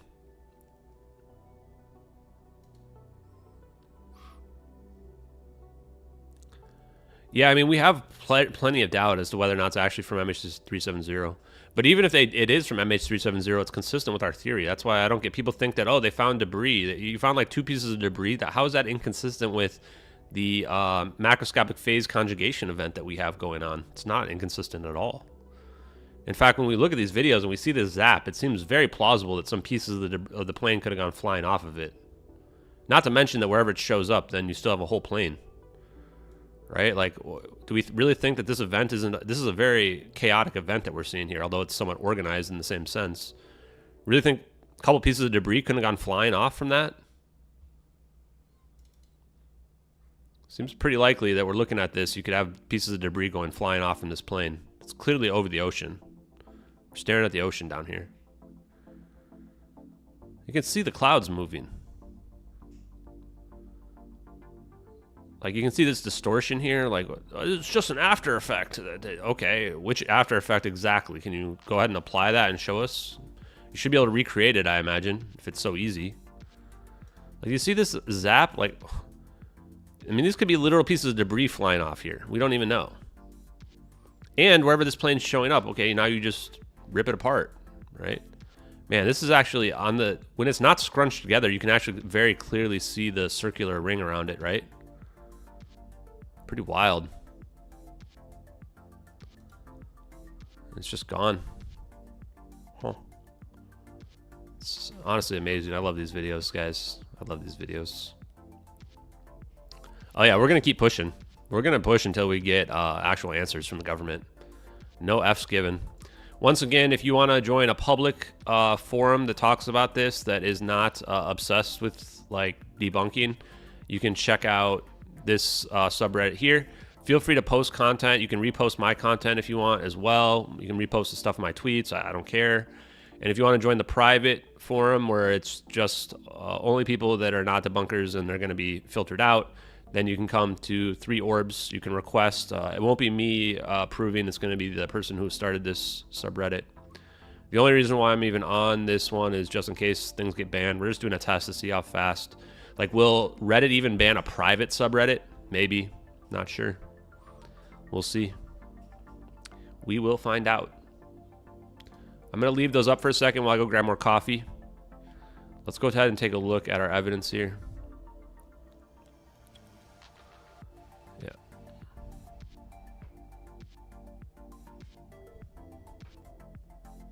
What?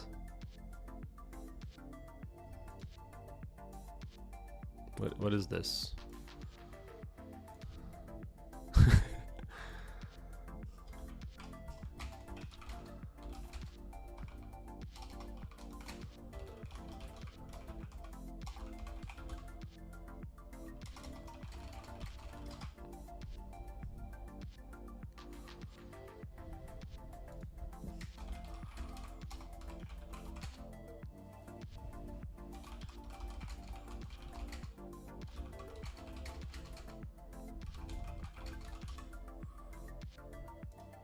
What is this? What's this? I don't know what this is, but was another. Oh yeah. We're working on it. We're working on it. D5C. We're working on it.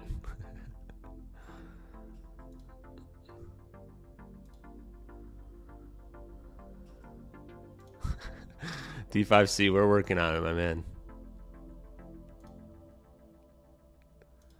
I don't think it's all a distraction, guys. I think that, I mean, it could be a distraction. I shouldn't say that. It definitely could be a distraction. I think that they're just never going to find those planes, right? As we found, you know, how many times that we've You know how many times? Look how many times that they've already claimed to find the plane just in the last few months. Look at all these. Look at all these times. 6 times already in just 4.5 months. That's more than 1 per month, and it's 10 years later. Oh, also, guys, I got the YouTube Premium. That was a big scam. I can't even download stuff with the YouTube Premium. Like, the only point of YouTube Premium is no commercials. It's like $10, $11 a month or something like that. Maybe even $12 a month. Kind of a scam.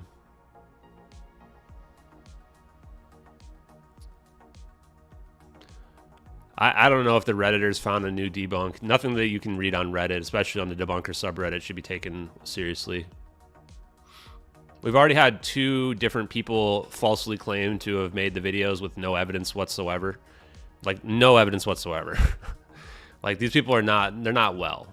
Some Joe Lancaster guy, like, who clearly, like, the funny part about him is they already looked through his Reddit posts, and he already outed himself as being just a liar, right? He already made previous posts saying, oh, I knew right away when I saw the videos that they were fake. That's not what you would say if you made the videos. You would say, oh, I made these videos. And then there was somebody else that was, oh, I made this as part of my school project, which, of course, I don't have any evidence for that. It's like, okay, man. If you made the videos, go ahead and just recreate them. Should be pretty easy since, you know, you made them.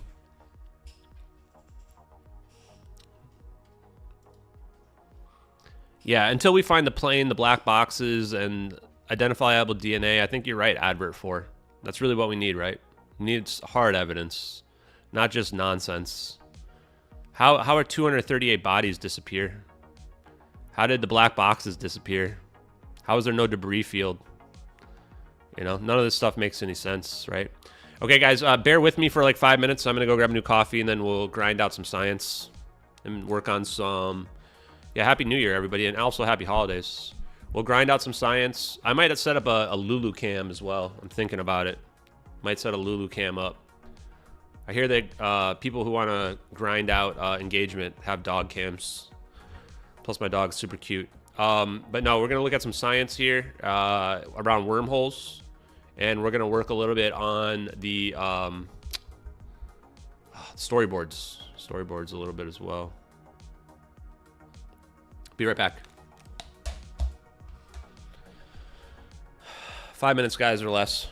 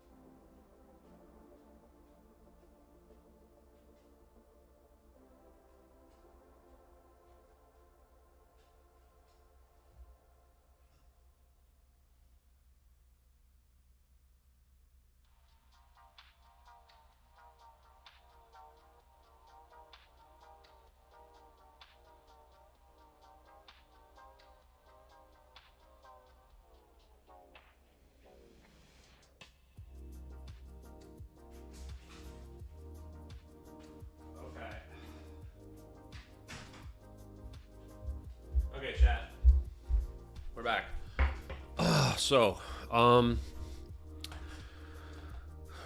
see here what we got. Sorry for leaving y'all hanging.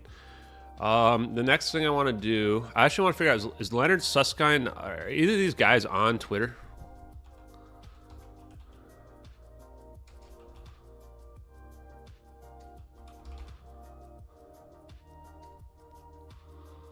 Are any of this him? Probably not, huh?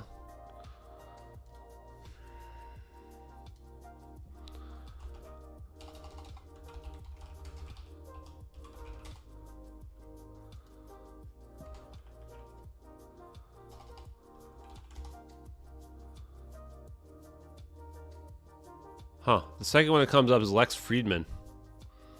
It was meant to be. Lex Friedman. It was meant to be. What's this? Interesting.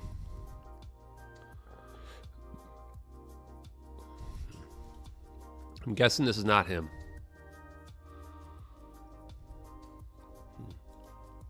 What about Juan Maldacena?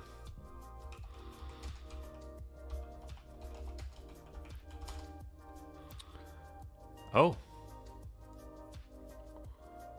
Nope. That's not him.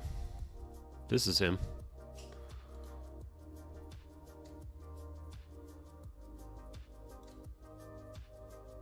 Nope. Feels bad. I thought I was revealing DMs again. I'm pretty bad at that. Okay, so neither of them are on. Interesting. Joe. It's funny, dude. The more people tell me not to talk to somebody, the more I want to talk to them. It's my little rule. Okay. Let's see what else we got going on here.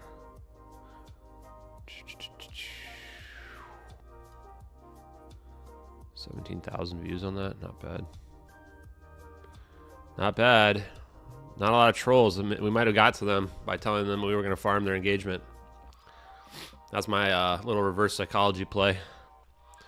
Okay, I need to go to the bathroom real quick, but while I'm doing that, where's the science? We're going to download a few videos here. Give me a sec. We're gonna probably clip some of this as well, so this is why I'm downloading it. Probably why you could hear that just there. Wait, are we listening to stuff? Okay. Download this. Okay, that's being downloaded. Let's check the next one. Downloading 3 videos here real quick. Copy link. Paste. Download that one. Okay, downloading that. There's 3 different videos. One is going to be by Susskind. Hopefully I'm pronouncing his name correct. Susskind. One by Maldacena. And then there's actually one that actually references both of them. Which is about wormholes, quantum entanglement, the theories behind it. All really interesting stuff. We're probably going to post some clips from that later tonight or tomorrow. I'm not sure. And then we're going to go ahead and we're going to work a little bit on storyboards, and then we'll probably call it after that. I'm not going to let them play right off the bat because I don't want to get copyright striked that badly. I can avoid it. So I'm probably going to have you guys sit for another couple minutes while I go to the bathroom. It should be pretty quick. Wait, what the heck is this? Ooh, CR download? This isn't right. That's not right. The last one didn't work. Oh, maybe it just wasn't downloaded yet. Huh. I don't know. Let's pull this in here. We might even be able to put both of them in here. Let's see. Yeah, neat. Oh yeah, so this is, yeah, so the one Maldacena one didn't work. I'll have to redo that one. Okay, give me a second, guys. I'll be back. AFK. 3 minutes. Be right back. Let me put something up to keep you guys busy.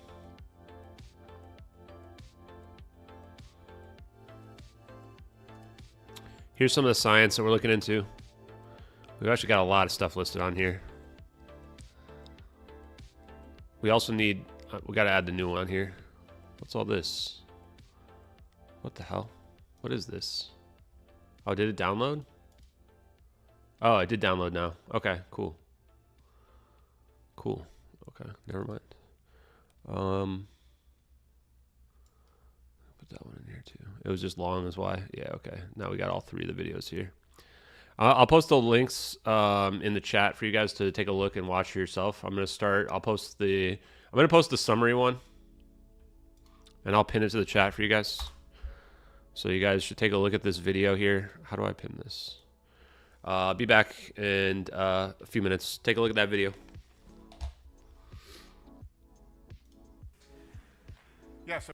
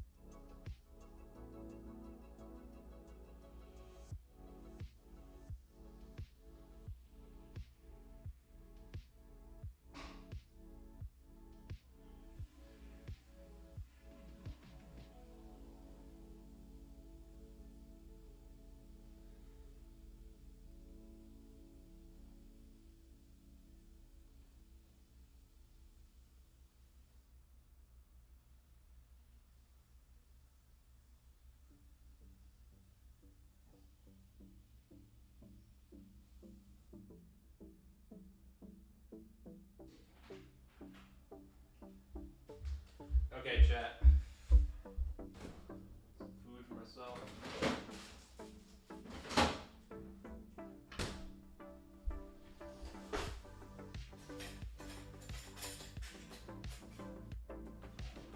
I know you guys love those streams where I'm eating, so we're gonna do that as well. Okay, let's see what we got here. Yeah, after we watch this, I think we'll realize that there must be a fourth orb. I'm 100% all in on the fourth orb theory, guys. 100% all in.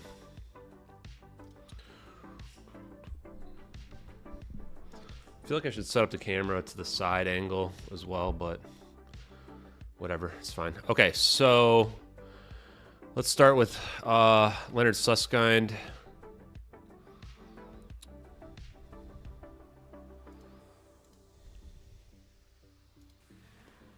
Yes, I'm going to talk about some connections between gravity and quantum mechanics.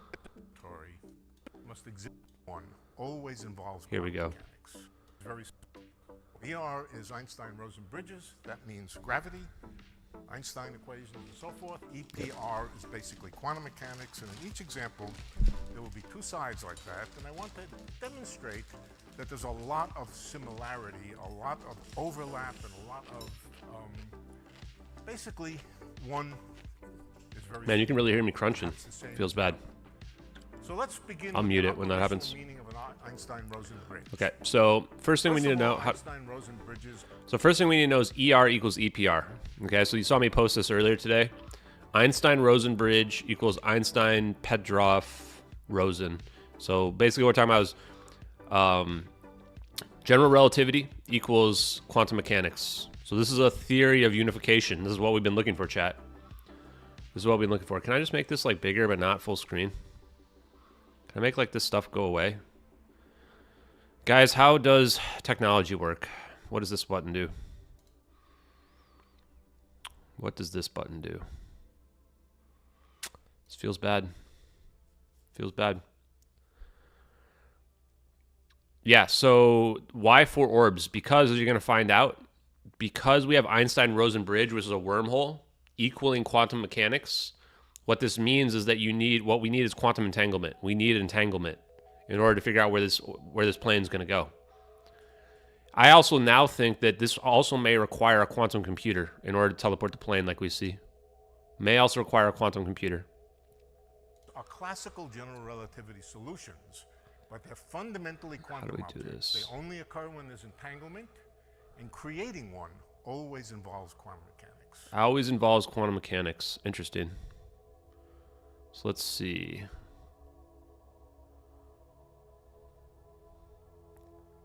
He talks about messages being perfectly securely transmitted so that they can't be intercepted. This is faster than light communication, as we would know it.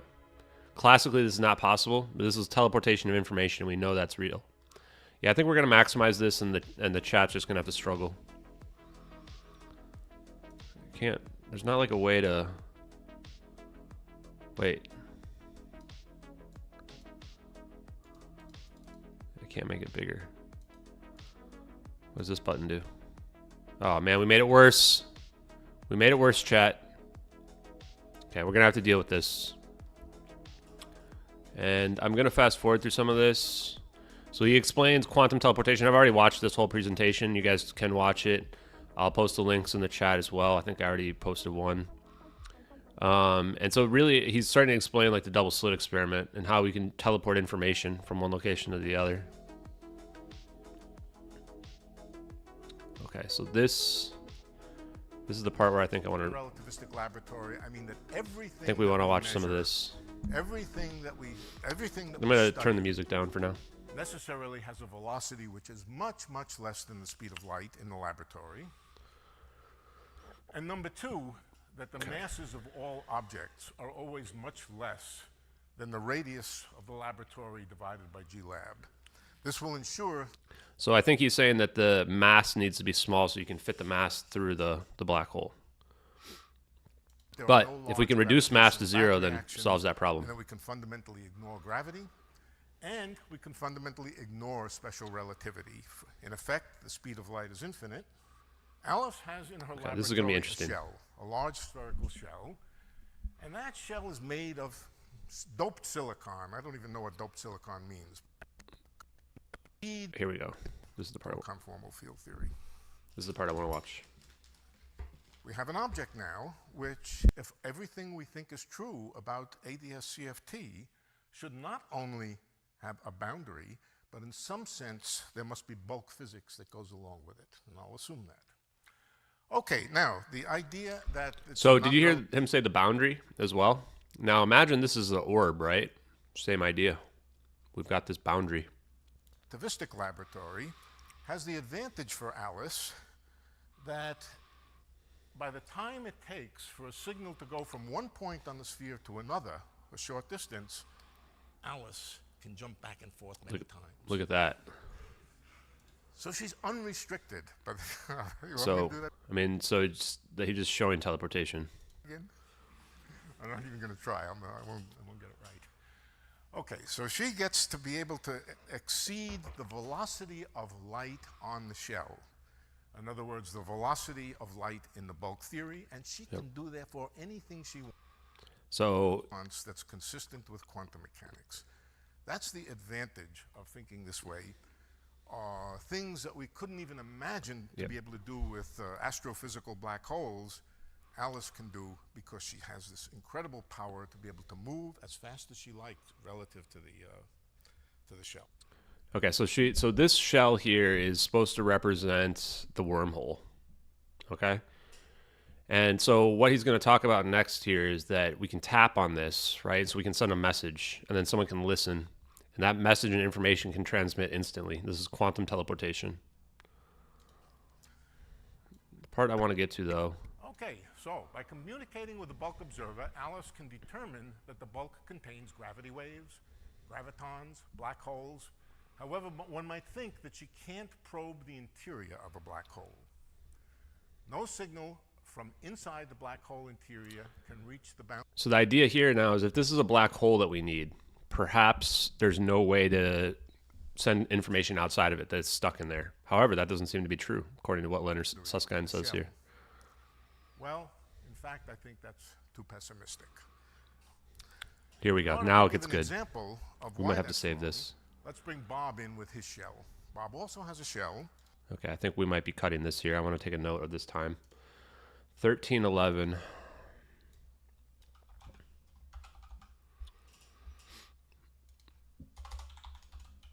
I couldn't remember when the parts were that I wanted to cut. I think this is it, though. Oh, no. Not like this, chat. I clicked wrong.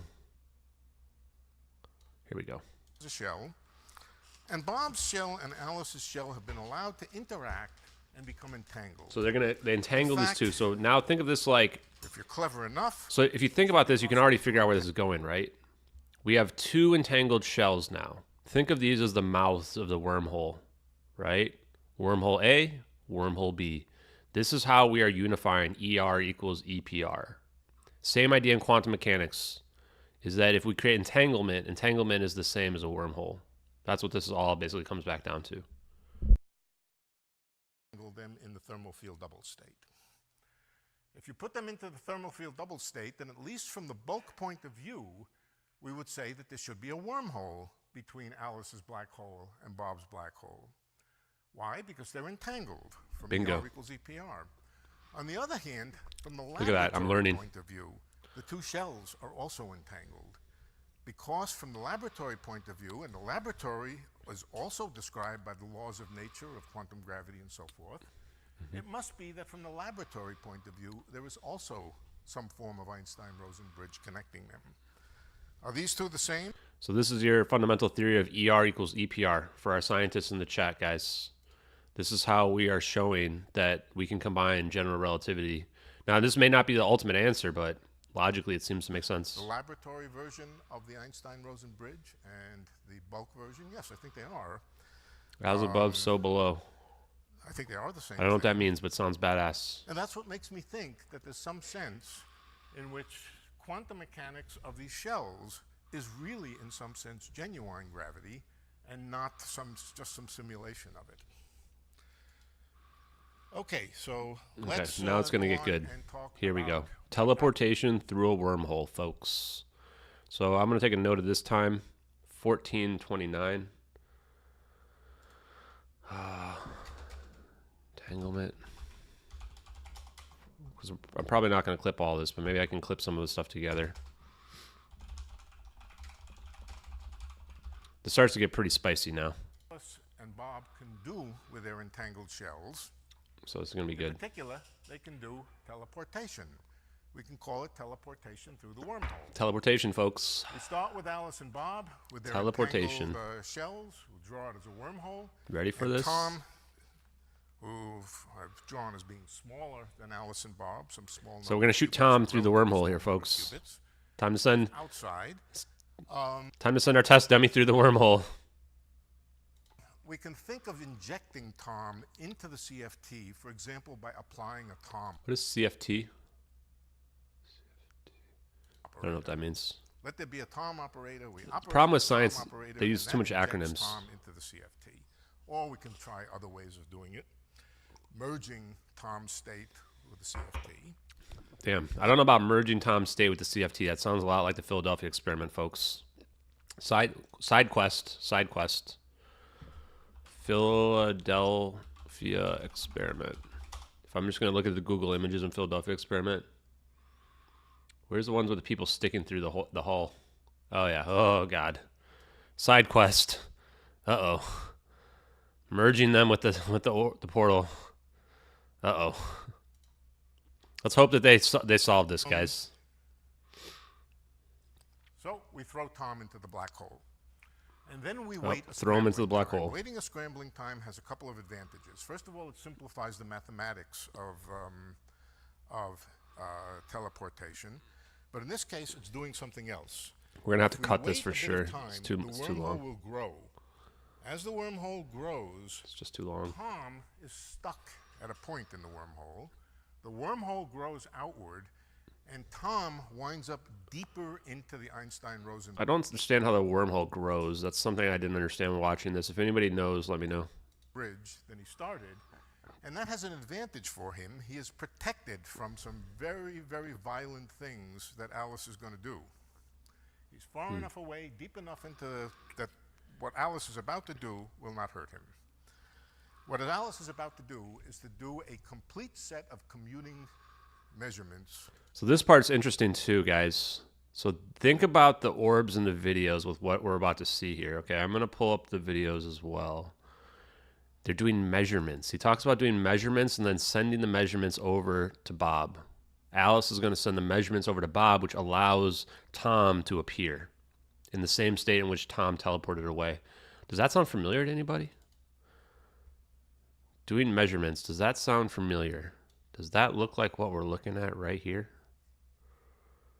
What if this is measuring the plane because they're preparing it for quantum entanglement and they need to send the information about what the plane is to the other side, and that's what allows it to show up? That's what triggers the entanglement.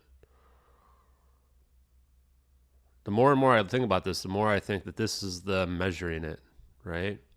We're measuring the plane, now we're switching over, and now we're preparing it for quantum teleportation. We're going to cause the phase singularity. We've entangled it to the fourth orb. And now we go ahead and we trigger the singularity, poof. And now this is going through an Einstein-Rosen bridge, and it's going to appear somewhere else, wherever that last orb is. Pretty interesting. On her side of the black hole, on her black hole. Okay. Yeah, black hole is not really a good example. All of the qubits in the computational basis. So also, we're not really talking about black holes. What we're really talking about, if we have to dig into it, is we're talking about breaking down the fabric of space-time.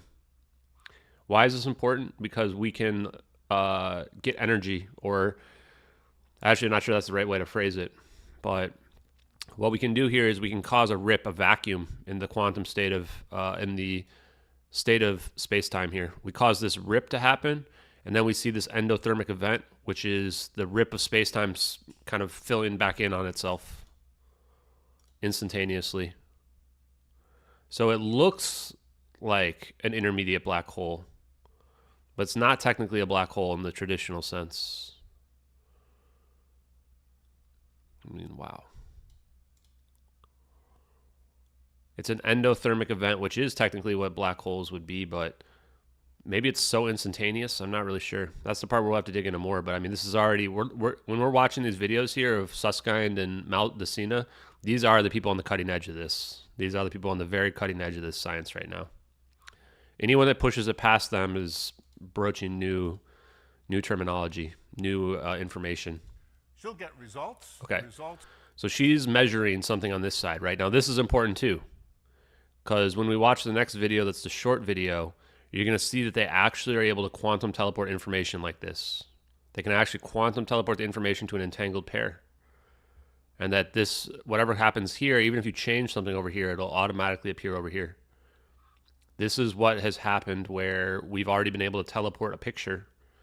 So we'll do a little side quest on the picture right after this. Numbers, to the extent that we can think of the black hole is made out of qubits, and Alice can record them in her notebook. Another thing that will happen as a consequence of this is that Bob's and Alice's side will become disentangled. Alice has made the measurement, she's projected onto some state, it's become disentangled, and the result is that the Einstein-Rosen bridge is snipped, cut at Alice's end. So this is interesting Bob, too. however, He says that once you measure it, okay, now it's cut, right? What is this crap? So it's like, okay, once you've cut this, it's almost like the idea of once you look, okay, now you're going to send the information over to Bob, and now the information is going to appear. Pretty weird. Is safely inside the wormhole on Bob's side. Tom is safe. What did I say, Bob? Yeah, Tom is safely inside. Thank you. Okay, next step. I wonder if I need to make a Alice snip of throws her- this. What was that? 1710. When did that start? Probably like 1640. Okay, 1640, 1710. Problem is it's a little slow. I'm going to have to speed it up, I think. I don't know. I'm getting better at editing, so 1640 information through teleport. Okay.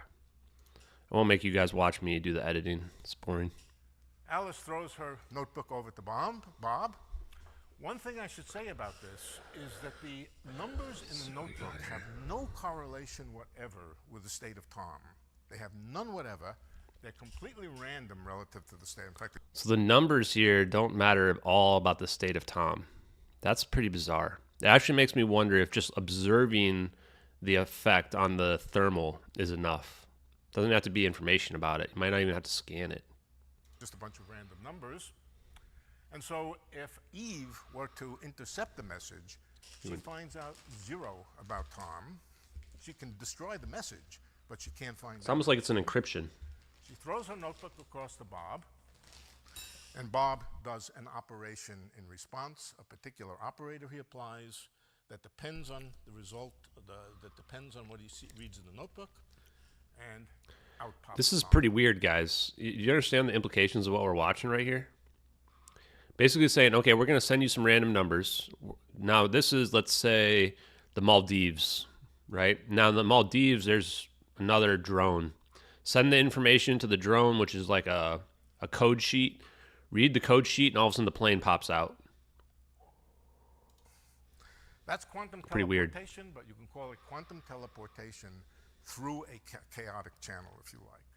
Or you can call it quantum teleportation through a wormhole. Okay, so that's 1803.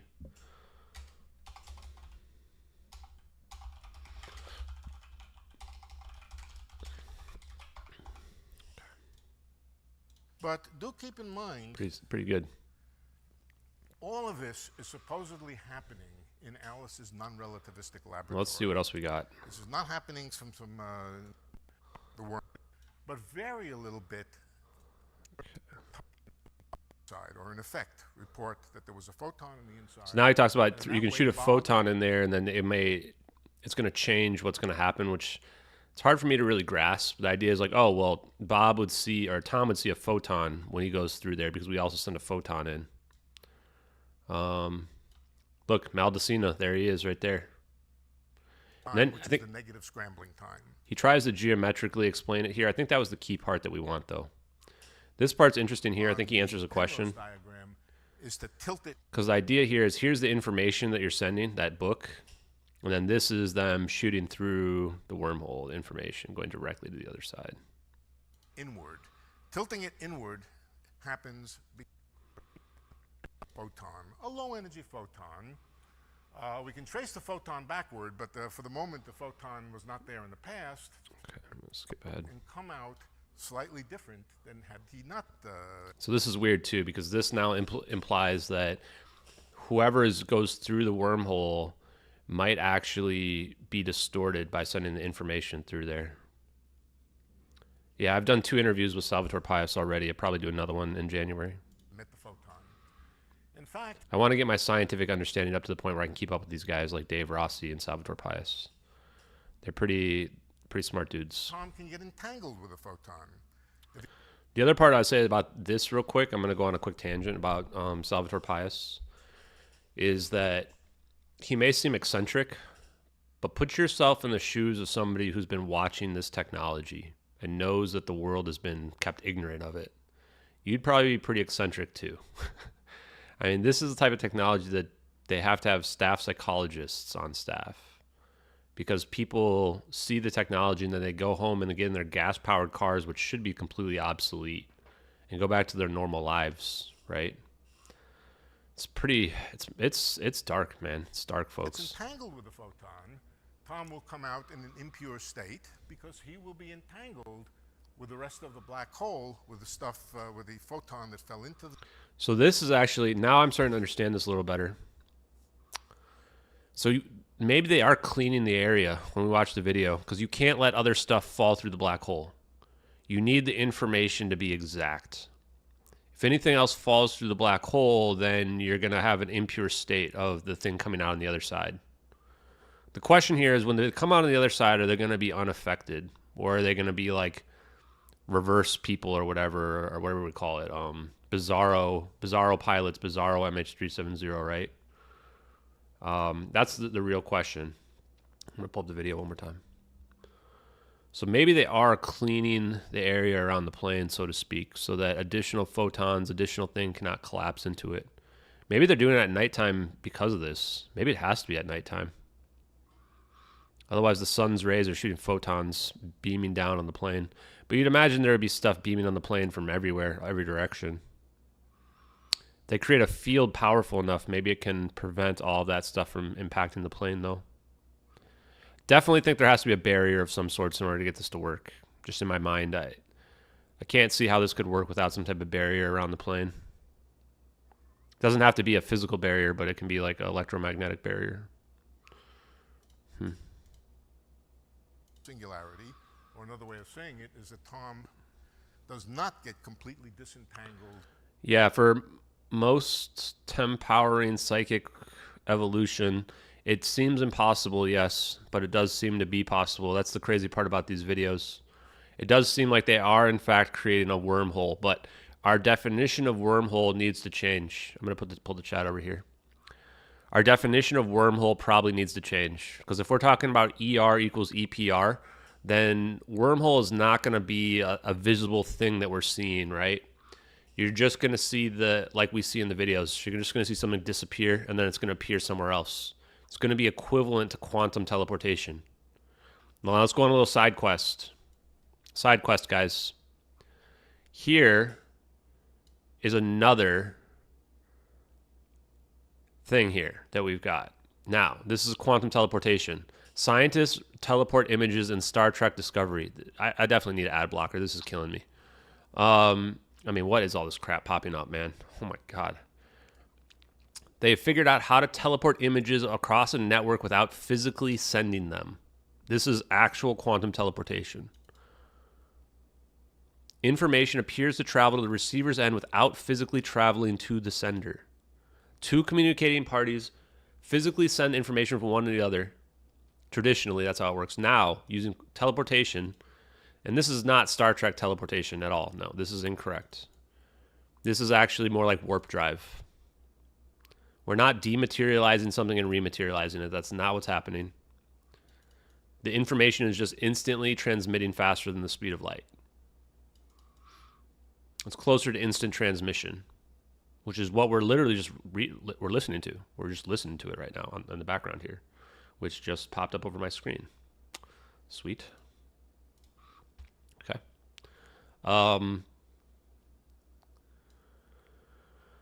Let's see. This could not prevent a cheater from sending or keeping better copies of information to be teleported, which is how we would end up with clones. Yeah, this is the part where it starts to get creepy, guys, where it's like, what if you were to send other stuff in there and you have the person come out impure so that they're not the same person as when they left?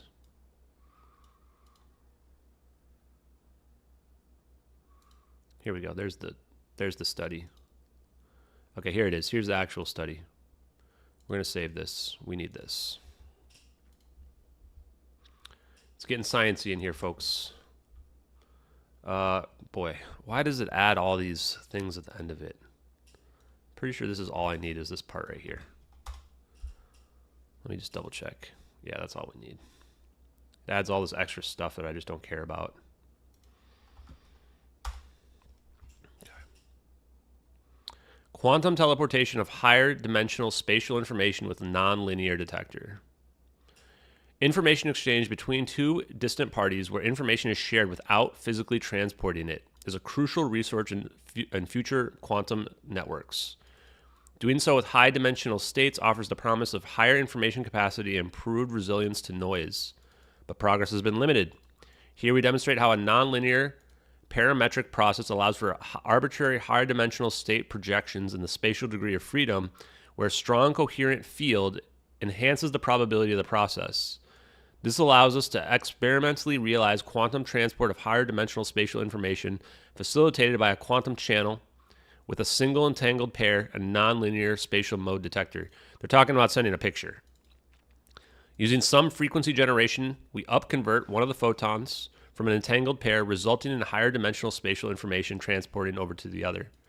We realize that D equals 15 quantum channel for arbitrary photonic spatial modes, which we demonstrate by faithfully transferring information encoded into an orbital angular momentum, Hermite Gaussian, and arbitrary spatial mode superpositions without requiring knowledge of its state to be sent.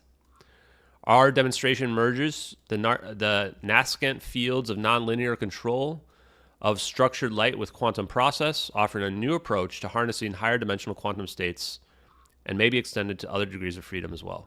I'll post it in the chat for you guys if you want to read it. I'm not going to read the whole thing. This is posted in Nature.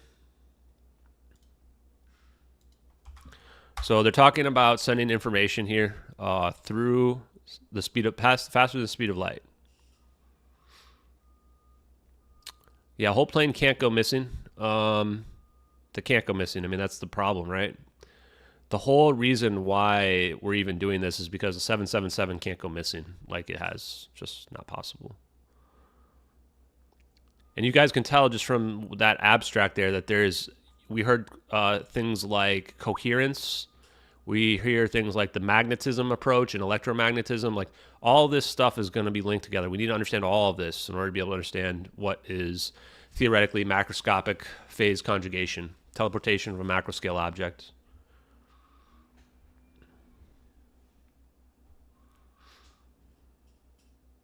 I don't know what you're...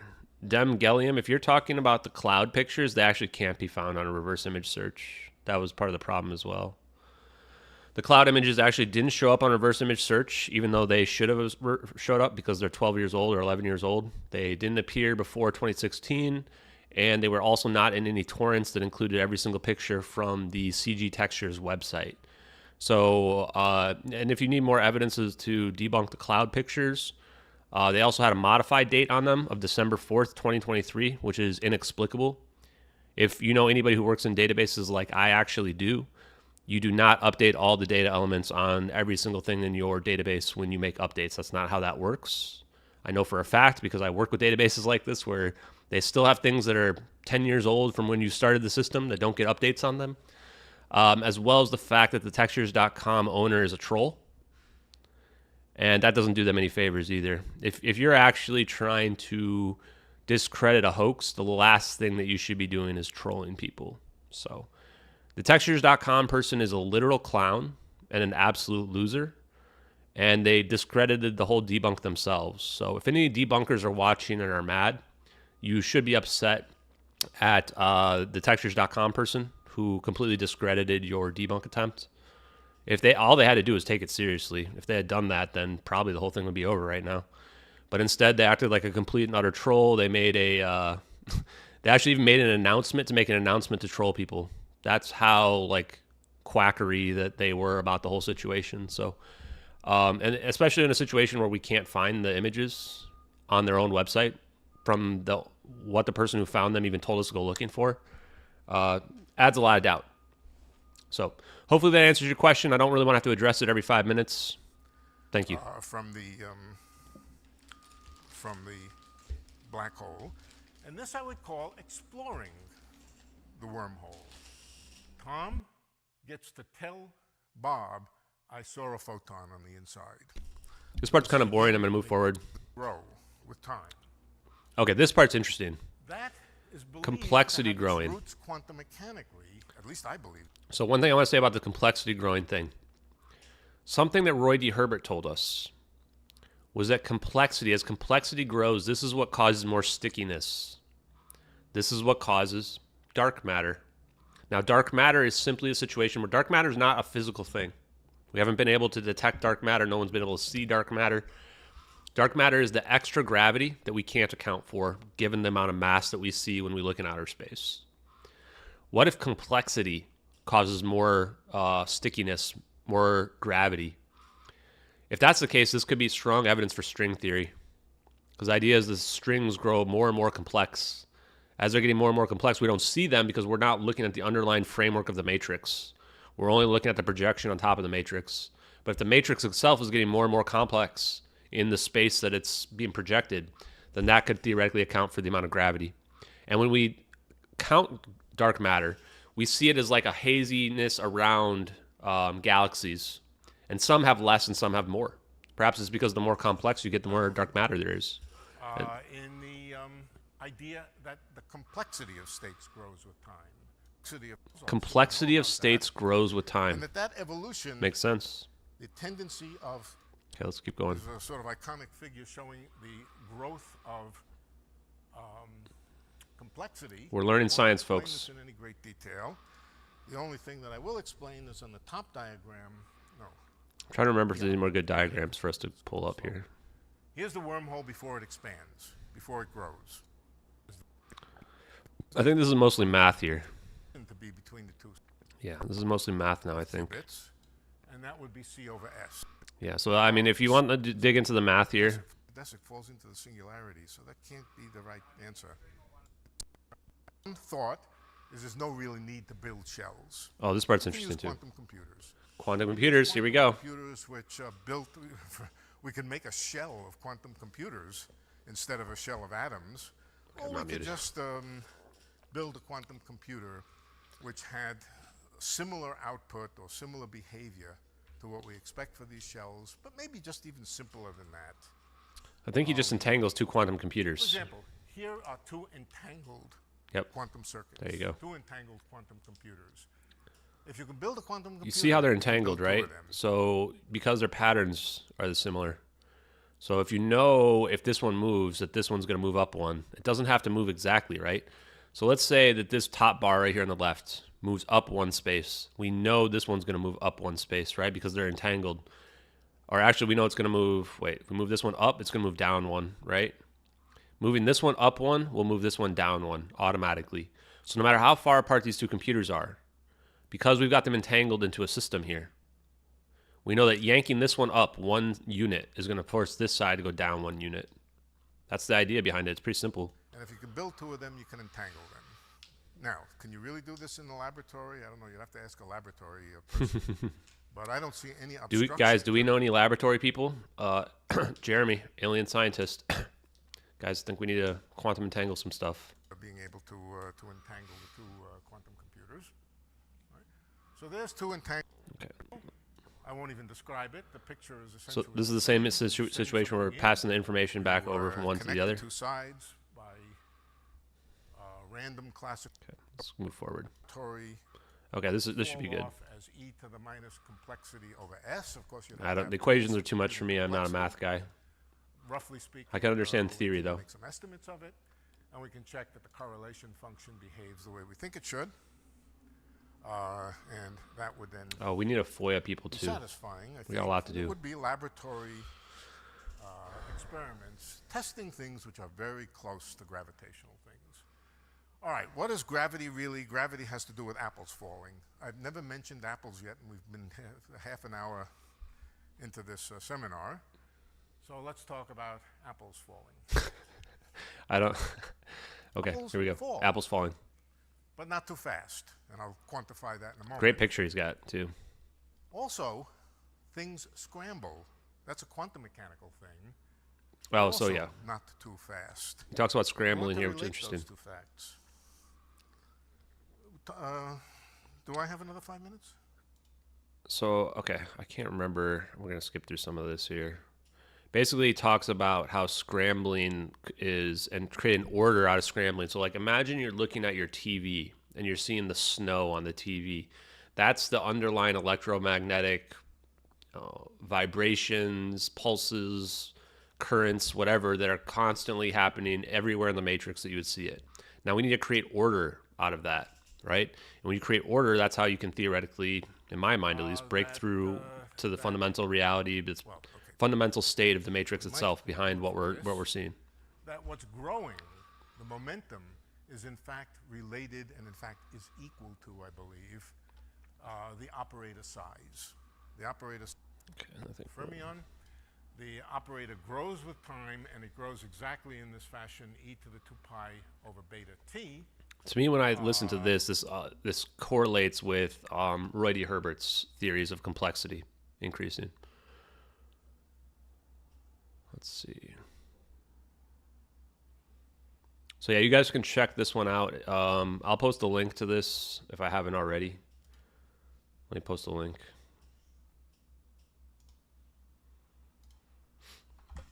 If you guys want to check this out, I just posted the link. If you guys want to watch the whole thing, I'm trying to skip through it. I don't want to do all of it here. Of the growth of size. Okay, so complexity increase. Okay, so this is the part that I was talking about. So this, if you think of it in terms of like string growth, right? Like as time goes on, things are getting more and more complex. Now imagine looking at your television, okay? And you're looking at the static of your television. And in the early states, let's say if you go back billions of years, right when the universe begins, you're going to see very few lines on your television. Maybe it won't be as staticky. As things get more and more complex, the reason why you're going to see more and more static is, again, because look how much more complex it's getting as the strings just keep moving around, bouncing off one another, never stopping, right? Measure of the size of the string also grows as e to the omega. Suggestion. Okay, let's see. In quantum circuits, it happens. It's the Hayden-Preskill growth. Holographic theories, folks. It's also called scrambling. So here's a suggestion then. First of all, assume that radial momentum really is operator size. This would then suggest that gravitational force, or the growth of the momentum, is a manifestation of the tendency of complexity to increase. In other words, the second law of complexity. At least in the neighborhood of a black hole. Second law of complexity. Interesting, this correspondence between a gravitational thing and a quantum mechanical thing, the quantum mechanical thing being the growth of complexity. Last thing. I'm about finished, but let me point something out now. If I look at how things fall through a horizon, what I find is there are various possibilities. First of all, the fastest the thing can fall through the horizon is if it's moving toward the horizon with the speed of light. In other words, a light signal flowing through the horizon. This part kind of goes above me, or beyond me. Does grow just as e to the. Let's see here. Given the relationship between Rindler time and okay, look at this. Look at this screenshot. Quantum phenomenon, gravitational phenomenon, traversable wormholes, quantum teleportation through chaotic channels. Growth of the black hole interior, second law of quantum complexity, complexity growing. Why do apples fall? Because of gravitational attraction near the black hole. Second law of quantum complexity, fast scrambling. So these are him attempting to relate all these concepts together. Quantum complexity or fast scrambling, again, seems to govern it. And of course, the laboratory protocol would be measuring out of time order correlation functions. Of course. There are many more. Obviously, this theme can go on and pretty far behind me on some of the, or beyond me on some of this. Involving Hawking radiation, all kinds of interesting things that do have these kind of parallels, which would allow model. Forget gravity. Okay, here we go. This is the part I wanted to do. I think that's all I have to say. Make a note of this. Oh no, it's not quite. Was this 40? Yeah. Okay. Back 46.25. Let me compare all of this, Alice's whole story here, with another story that she might have tried to do, namely to simulate the standard model. Forget gravitation. She would say, I can simulate the standard model on a crystal, or on a crystal of computers. So think of the crystal. I just think of the universe. The universe itself. Think of the matrix itself. Just ordinary lattice gauge theory on a lattice. I can make observers on the inside of this lattice. Oh yeah, this is interesting. Out of quarks and gluons and so forth. I can communicate with them by tapping the lattice and sending signals in. I can read out what's going on with my stethoscope. Is this real? Is what's going on in the crystal real? Of course what's going on in the crystal is quite real. And so this part's already interesting, right? So if you can impact it and you can have information flow through here, is what's going on in the crystal. Let's think this is our universe. This is our matrix. Is it real? Yes, of course it's still real. Something's happening there, right? What does real even mean, right? Real means that is our reality flowing? Of course it's flowing. So this is important because to me what this means is that there's still purpose to life. Life still matters, right? Even if we're in a matrix, even if this is a simulation, doesn't make it any less real to us, the person who's inside. In fact, you could open up the crystal, you could stop the time evolution, open up the crystal, and see that in the inside, these people are really there, or these objects, or these protons, these hadrons, or whatever, the neutrinos, they're really there. So it's very real. Yep, we're really there. This next part's interesting. That with Alice's shell. So I'm going to go ahead and clip that around 47, let's say 30. Reality real. Yes, okay. And then he goes and compares it to the shell, right? This part's really weird. Somewheres there's a bulk associated with this. This is our universe now. Alice says, I'm going to open up that shell and see what I find inside. Nothing in there. The answer is she finds nothing inside. The bulk is not the interior of the shell in the laboratory. In fact, the bulk is nowhere in the laboratory. It's a pure manifestation of entanglement and complexity. You might call it imaginary, but I wouldn't call it imaginary. What is he saying right now, guys? He's saying that our reality is a projection of potentially our consciousness. It's not really there if you crack in there, but it's still real in the same sense. Pretty weird. Because we did all these experiments. Pretty weird. Detected that it's really there. We detected it's there, but we can't pull it up and see it. Trick. It's a magic trick. Sort of like a hologram. Sort of like a hologram. Except better. So, except better. My view is wise words. That the thing we really call gravity is not disconnected and different than what's going on in Alice's laboratory. It's just a version of the same thing. Hydrodynamics of massive amounts of entanglement. So gravity, general relativity, is a massive amount of entanglement. Now why is this interesting, guys? Because what did we just say about the strings? The more complex they get, they can create more gravity, dark matter, right? This is the unification theory we're looking for here. Is that gravity is simply a construct that's happening due to complexity increasing. And it's proportionate potentially to the amount of mass, but it can grow beyond that as complexity continues to grow. One more point. This is huge. This is huge. I was only going to do one more point, and I've done 3 more points already. I might have to make a note of that. Is interesting. You can ask, in hydrodynamics, you can ask how many particles do you really need before you start to see hydrodynamic behavior?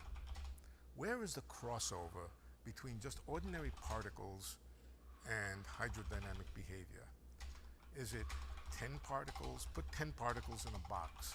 Is that enough to see some hydrodynamic behavior? Well, I suspect the answer is yes, 10 particles. But certainly 1,000 particles is certainly more than enough to see some elements of hydrodynamic We need that behavior. string thing to be clipped. It's a very interesting question to my mind. Where would we see the crossover? So now he's asking, so how do we measure this, right? How many qubits of information do you need before you get to a point where you can actually measure the gravity, right? Where's the break point between quantum mechanics and general relativity, where the complexity gets to be so much that we can actually measure the gravity? And he's going to argue that you don't need very much. We might call ordinary quantum mechanics of small number this of presentation qubits is huge, guys. This is what we needed. As a general This blew my mind when I was watching this yesterday. And gravity, the crossover between massive amounts of entanglement. I don't even care if we get copyright striked here. Dynamic behavior. I think it's a relatively small number of qubits, 10, 15, 20, 25, maybe 100. And if that's true, that means you can explore the crossover between ordinary quantum mechanics and gravitational behavior. He's basically saying what I just mentioned, right? At some point, you can reach the crossover field of normal quantum mechanics and general relativity. At some point, there's going to be enough complexity that you're going to start to feel the force of gravity. On a relatively modest quantum. To me, this is a unification of quantum and macro. We're listening to it. Doesn't answer all our questions, but it gives us the framework we need. So let's go scroll back to where the strings are. Did I clip this? This part's really important. Where are the strings getting longer? Somewhere over here, right?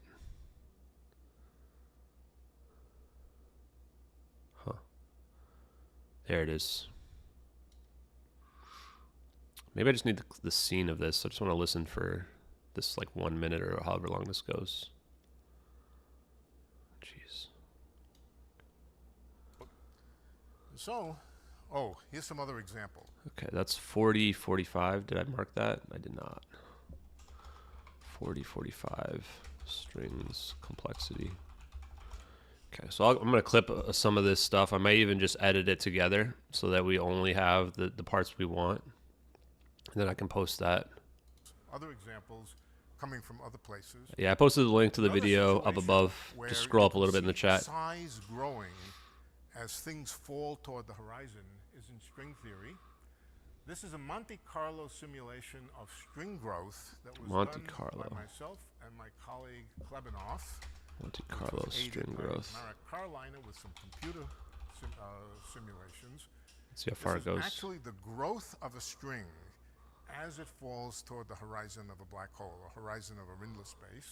41. And in fact, what you find is that the length of string, which is also a measure of the size of the string, also grows as e to the omega. All of these examples are examples of something that's called branching diffusion, and they're all of common origin. Okay, I think we... In fact, branching diffusion... I think we do branching. We end it like right around here. And they're all of diffusion. Right there.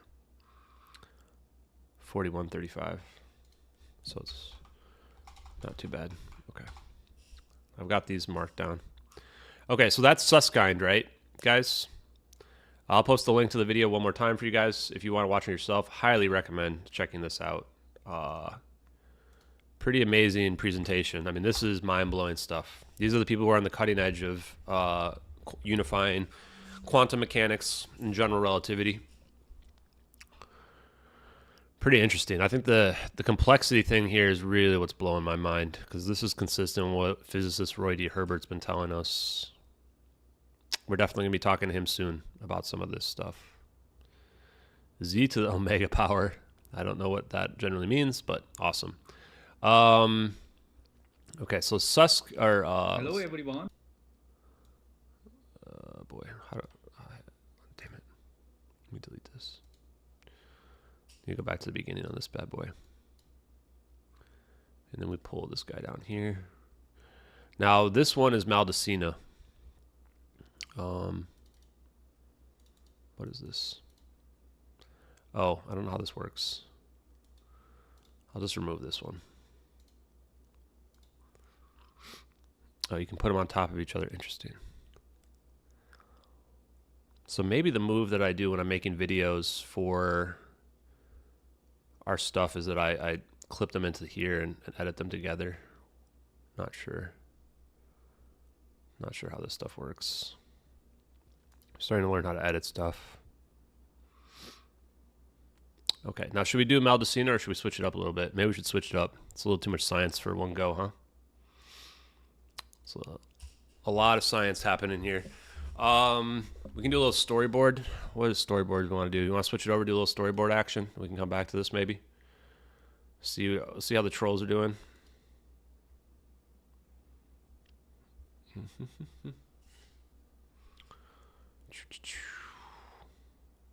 New article. Yeah, I think let's work on the storyboard for those articles real quick, guys. Switch it up.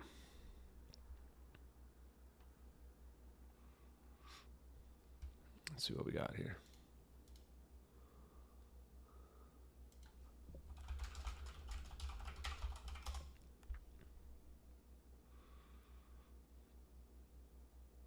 Okay, let me see what we got here. Where's our thing? Okay. Here they are. Okay, how are we going to do this? Let's turn this into our storyboard.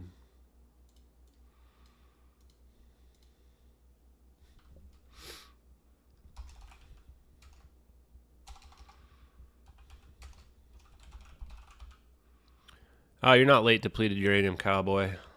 You're not late. Okay. We found 6 articles in the last 4 months that have claimed to have found the plane. Pretty amazing. 6 articles. So what we should think about now is, what do we want to say about this?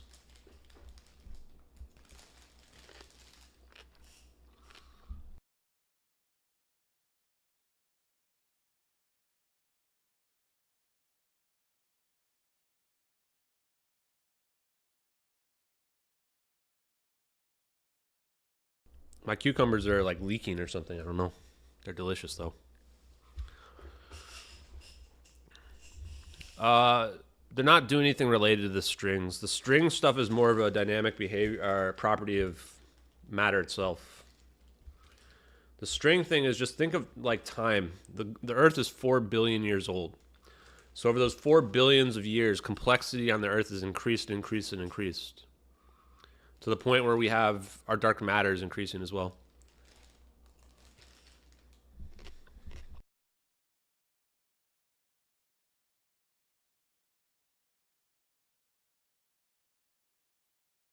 We already have this one accounted. This one's already accounted for. That's this one right here. But thanks, Hermes. Yeah, if they can find it so easily, how come we already have 6 articles in the last 4 months claiming that they could find it? When are they going to find it? I think one of them even argued that Ocean Infinity was going to search.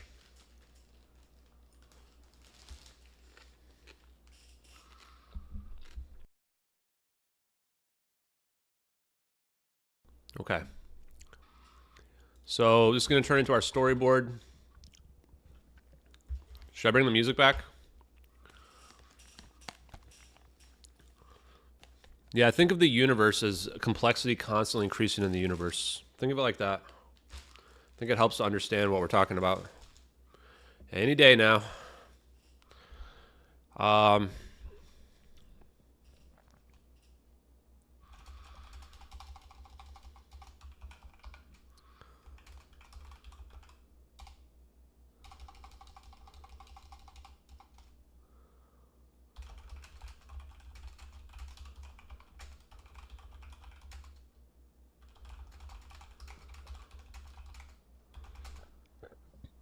What just happened in the background?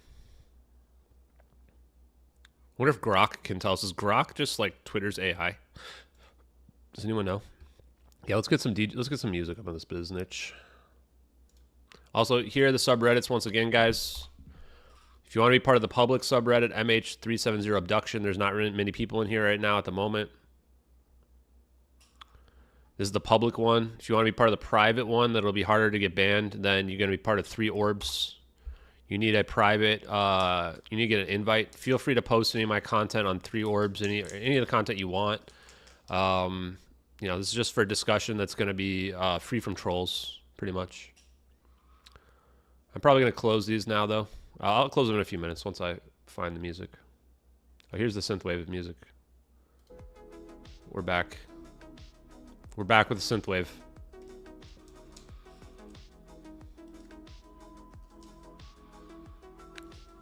Yeah, order to disorder I think will also applies. I think it's all consistent with everything. All the theories that we're throwing out there. Start out ordered and it's going to get, that's the whole idea of like static, right? I like my chat. My chat's smart, man. We got the smartest chat out here, honestly. This chat don't play.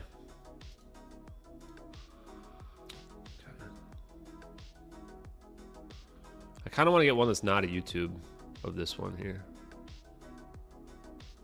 Let's watch this one real quick. See if we can get ourselves not copyright strike for watching this.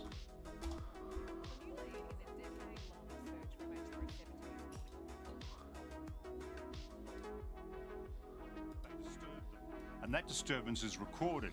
So, British aerospace engineer Richard Godfrey it's Richard Godfrey again. A team of experts have been working, as I said, for 4 years. It's Richard Godfrey again. That's actually different than these other ones, though. It's actually different. Wow, it's actually completely different. The Richard Godfrey one. This isn't Richard Godfrey. This is Cambodian Jungle. This is one where some other independent people did this research. Fisherman. This one might be the Richard Godfrey one again, just rehashed.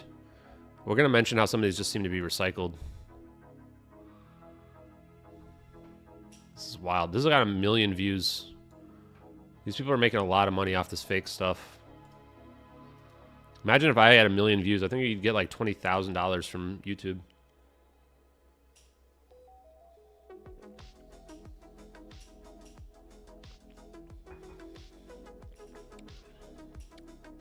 Yeah, I'm gonna make a playlist. I have been lazy, Tracy Scott.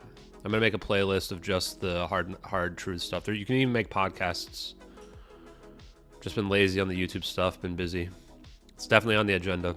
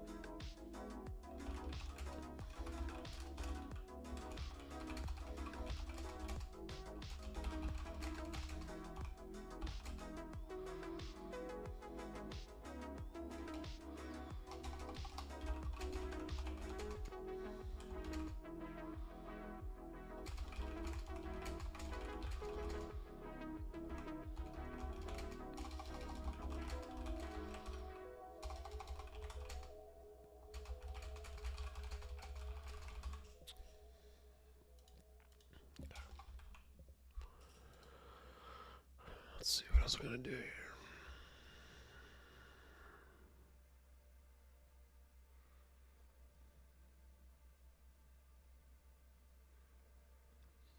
Hermes, I'm not sure that's something you want to brag about.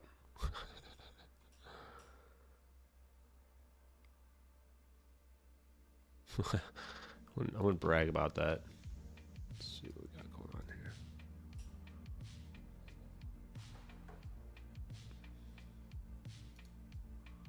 Okay.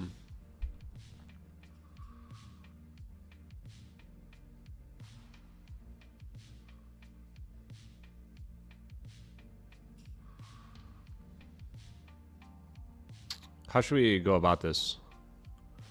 How should we go about this? Should we just detail each one of them?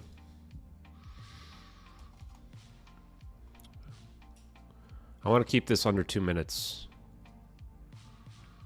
What I can do is I can show like little pictures of each one and then just talk over it.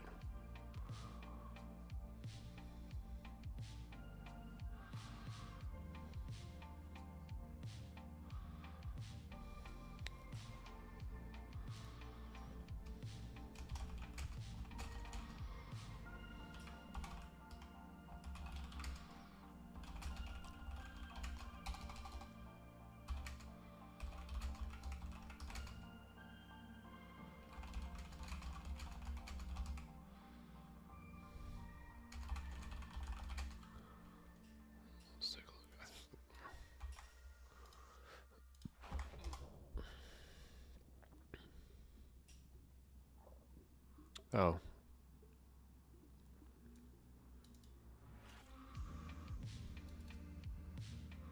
Let's find a better barnacles one.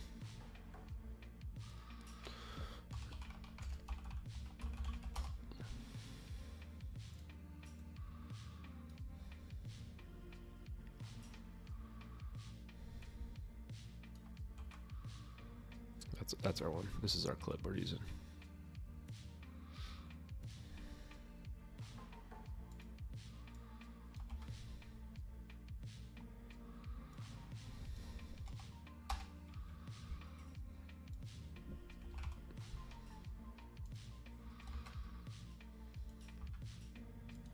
I'll do single quote since it's not a direct quote. I modified it slightly. Let's change this. Okay.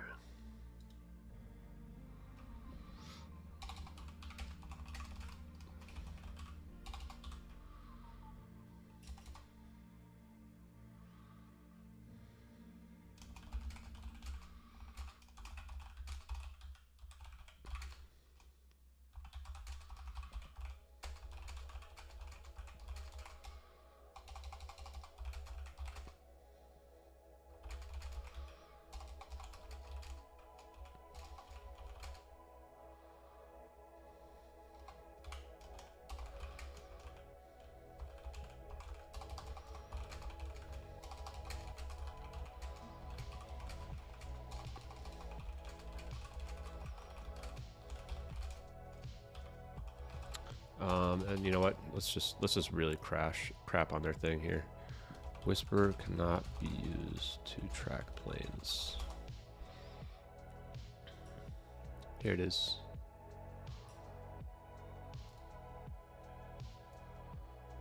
Whisper can't find MH370. Who's this? Victor of Independent Group. Guy who hates us with a passion.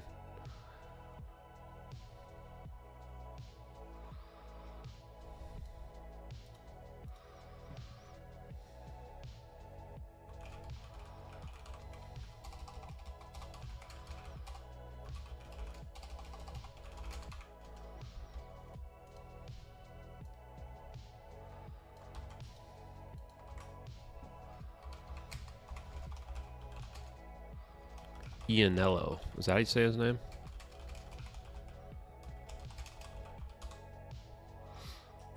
Let's go ahead and take a snip of that. We might need that. Okay, we did a little science. Now we're doing a little bit of storyboarding. Yeah, this is going to be a storyboard video that summarizes these articles down here. All the times where they've quote-unquote found... that they found the plane, or they claim to know where they're playing.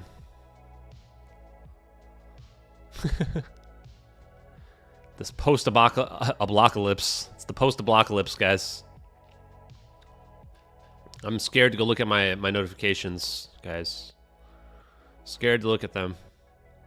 $40,000 worth of drugs every month? Well, you might want to keep that to yourself. Just heads up, we probably have feds who are watching every single thing we do, so... I'd be very careful with what you guys admit to on this stream. I'd be very careful. That's all I'm saying. Okay. Then, so that's the first two. The Cambodian jungle one. We're probably going to crap on, what's his name? Patrick Jackson. Remember when Patrick Jackson, the orb expert, thought that the plane was in the Cambodian jungle? That's when I lost all respect for him. That's when I realized the dude was a complete fraud. If he doesn't even have the logical, critical thinking abilities to realize that the plane's not in the Cambodian jungle, then I definitely don't believe anything he says about the types of orbs and being some kind of orb expert. Sorry if people believed in Patrick Jackson, but you got fooled. You got fooled.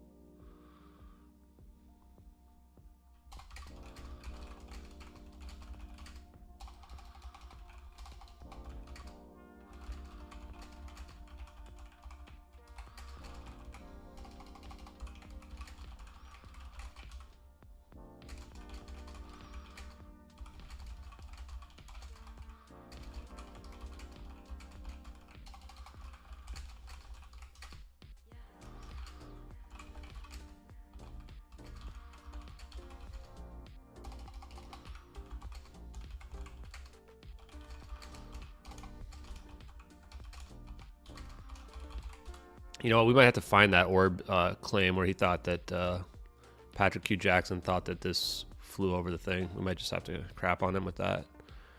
Let's take a look here. What we got, Patrick Q. Jackson. I feel dirty even going to this guy's, going to his Twitter account. Yikes. Big yikes on this guy.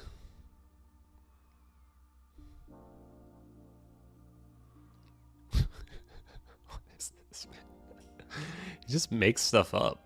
He just literally makes stuff up. Type 1, Type 2 relays. Like, this is just like, I don't even want to crap on him anymore, man. It's just not even fun, man. It's like when you're picking on, like, people who are like, yeah, let's just not. We won't even. Okay, where was that nonsense he was posting?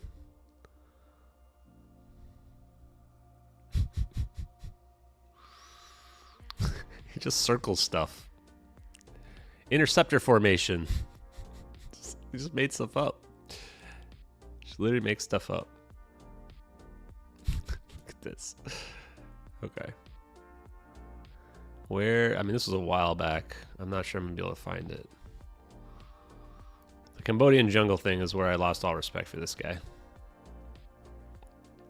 I actually thought he might not be off his rocker before then. Oh, he just keeps reposting the same image over and over and over again, huh? Yikes, man. Guys, you gotta be careful about people who say that they know everything and how it works, especially about stuff that's like literally unknowable, like how orbs are operating and like how they would communicate with one another. It's like, he's not, this is just some random guy. He's not in any position to know any of this information.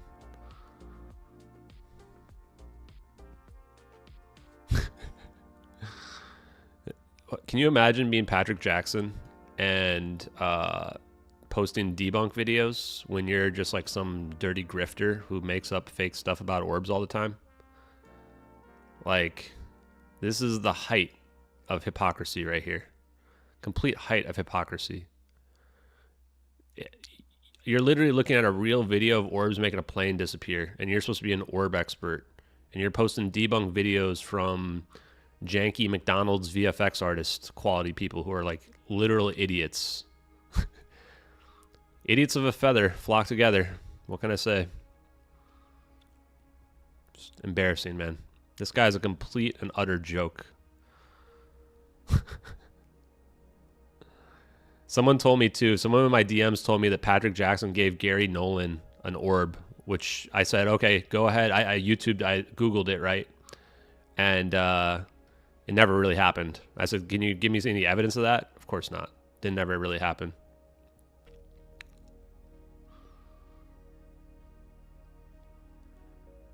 If this is a real tweet, then I've lost all respect for Gary Nolan. Gary Nolan, if this is a real tweet by you, then I've lost all respect for you, sir. Complete and all respect. If you can't tell when somebody's just a complete grifter loser, then you obviously have no idea what you're doing, Gary Nolan. And you shouldn't call yourself a scientist. Someone clip that for Gary Nolan. The same guy who you think knows what he's talking about thinks we're looking at a plane in the Cambodian jungle on Google Earth. Where is that? We got to be coming up soon, right? How long ago was this? How long ago was this, man? Did he end up deleting it? No. No, he couldn't have deleted it, could he? Jeez, man. Where is it?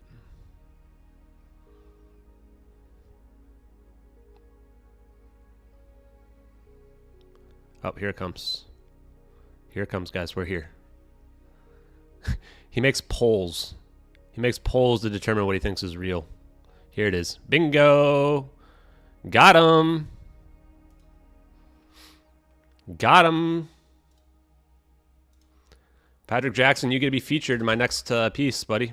Congratulations. Let's take a screenshot just in case he deletes this before we finish it up.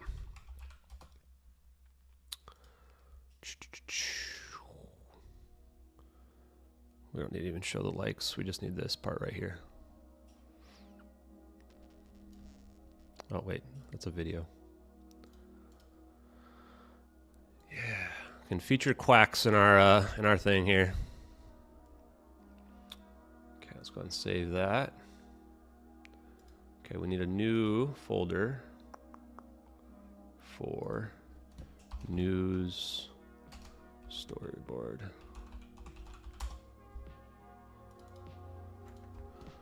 Patrick Jackson, Cambodia. Okay, we got it. We found it. Whew, that was a brutal one. We had to go through this this quack's entire Twitter for that. Yikes. Brutal. Yikes, that is Gary Nolan? Yikes, guys. Gary Nolan, man. We lost a lot of credibility. Lost a lot of credibility, man. Gary Nolan, you should do a stream with Patrick Jackson so we can all watch. I have a feeling it'd be very hilarious. He can tell you about type 1s and type 2 orbs, and you can pretend that you think it's real.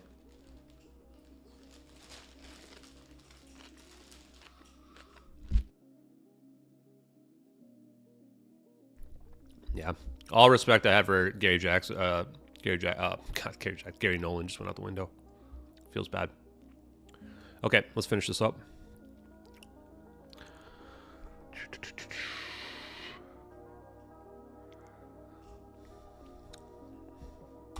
Okay, what else we got?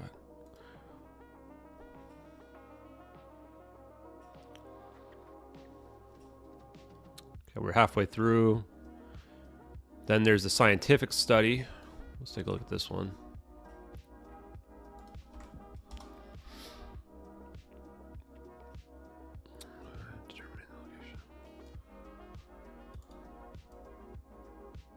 Officials and experts. You notice how they just mention officials and experts, never name anybody.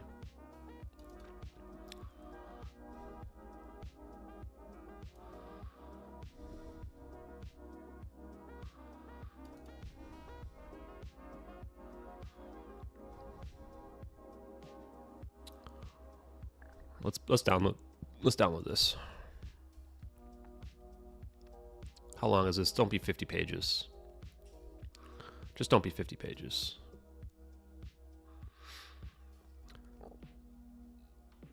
The best part, anime review stream.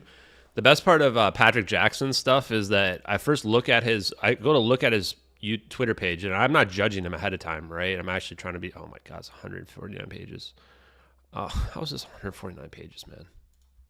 No, it's not. It's only 8 pages, right? Okay. Is it?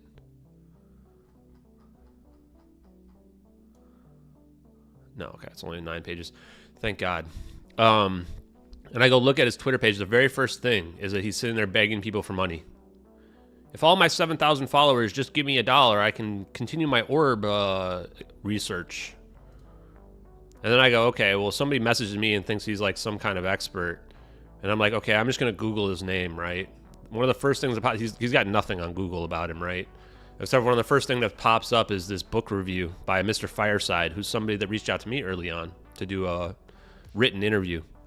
So I look at it, it's a book review of his book. His book is complete, utter nonsense. It's just gibberish. Just complete gibberish. I read through the whole review, it's just complete nonsense. Just wow. And just to be clear, I don't prejudge anybody. So, I mean, you know, we did a space with Dr. Stephen Greer. He's talking about Bijou from the Andromeda Galaxy, right? But he actually has information that makes sense, right? And if you believe that Stephen Greer actually is inside information, it's hard to believe, but not just gibberish, right?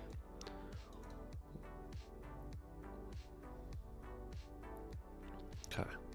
Let's take a look. Oh, here we go. This is what we need. Oh, so they're definitely using the Whisper report. So another thing based on the Whisper report.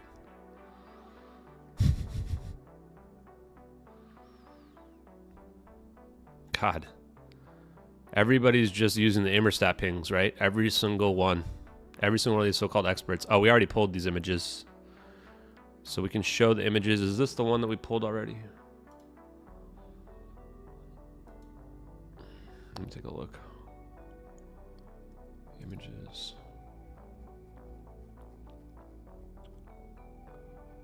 Yep. This is the one we pulled. Where's the one that shows the search route? Oh yeah, there it is. And the search route's already been searched as well. Okay, let's go ahead and save this. Sorry, this might be a little bit boring. Documents. New storyboard. Expert locations. That's expert locations. Search area.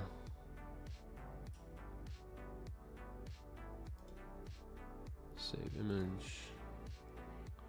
Let's do this one as be called search area. We might need a different search area image as well. Okay, so this one. Okay. Let's make a post. Or not make a post, but let's add to our storyboard here.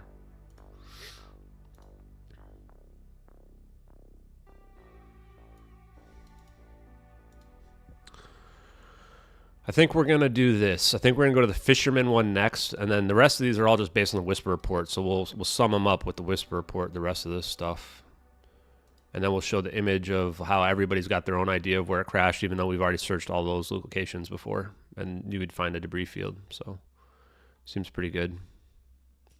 Everybody seems to know.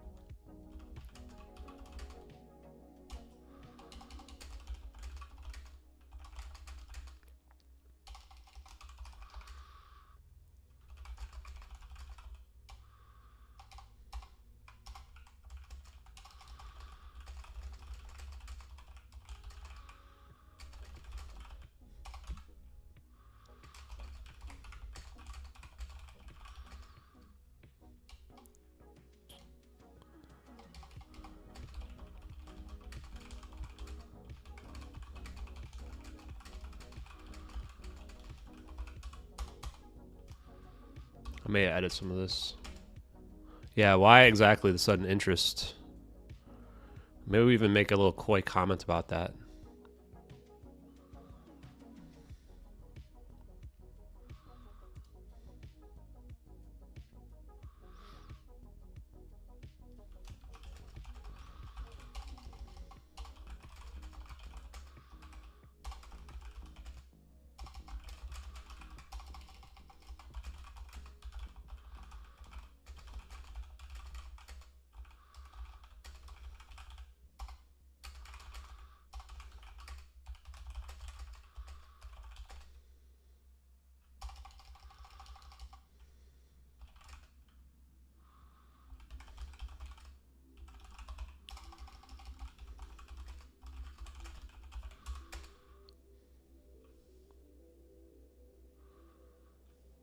I think we're just going to delete this part. We don't need this.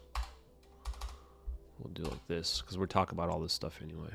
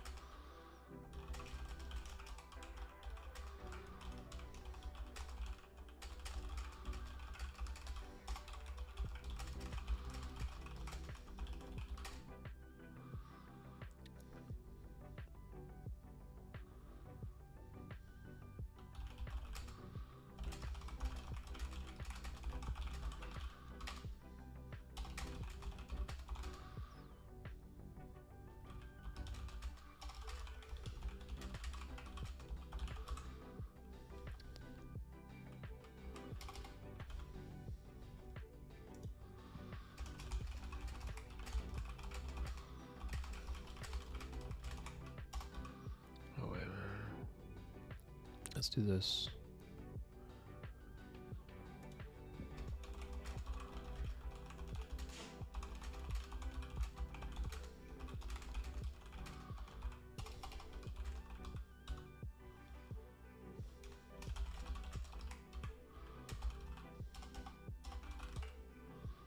Let's change this.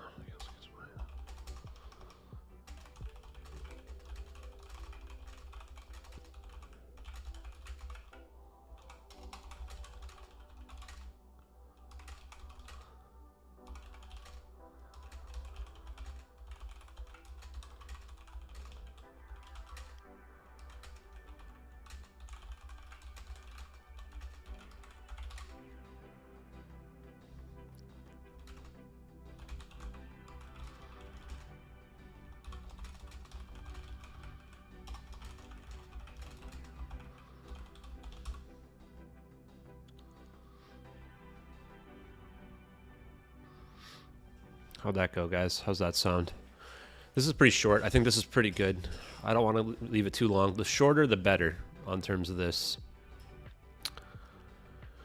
So let's just run through it. See how it sounds. Guys, give me your feedback, please.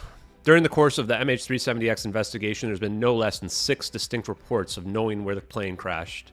As we approach the 10-year anniversary of the plane disappearing, there seems to be renewed interest in the media, except for our extensive research in fire theory. We might change that. Let's say, except for our extensive research.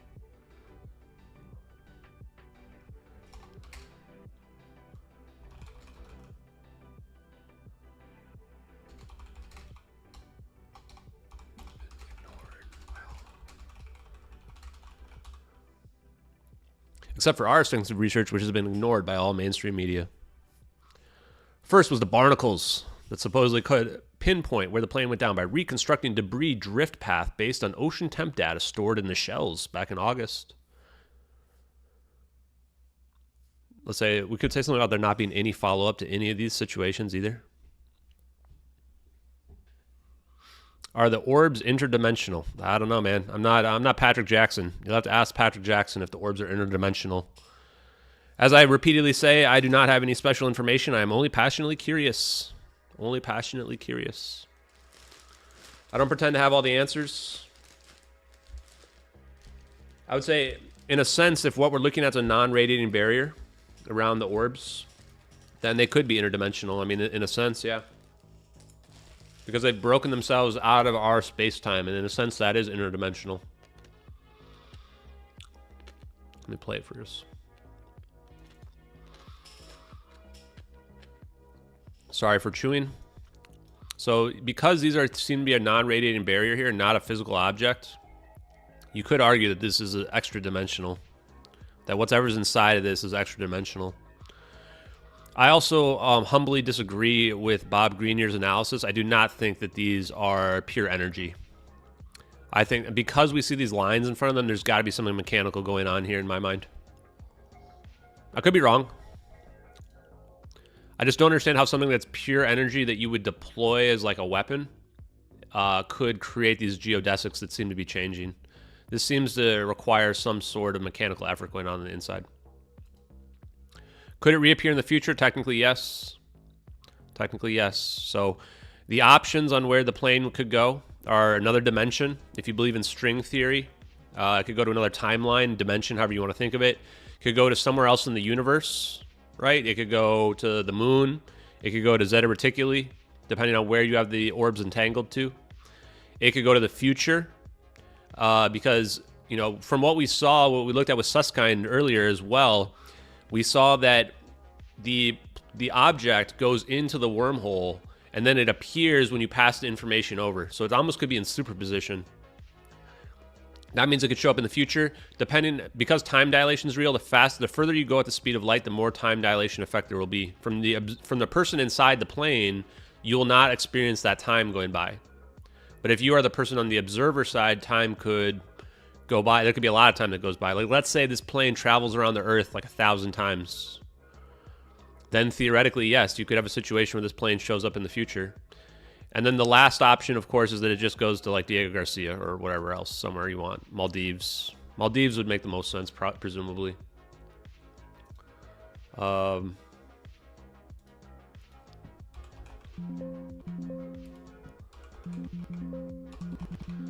on, let me find the thing.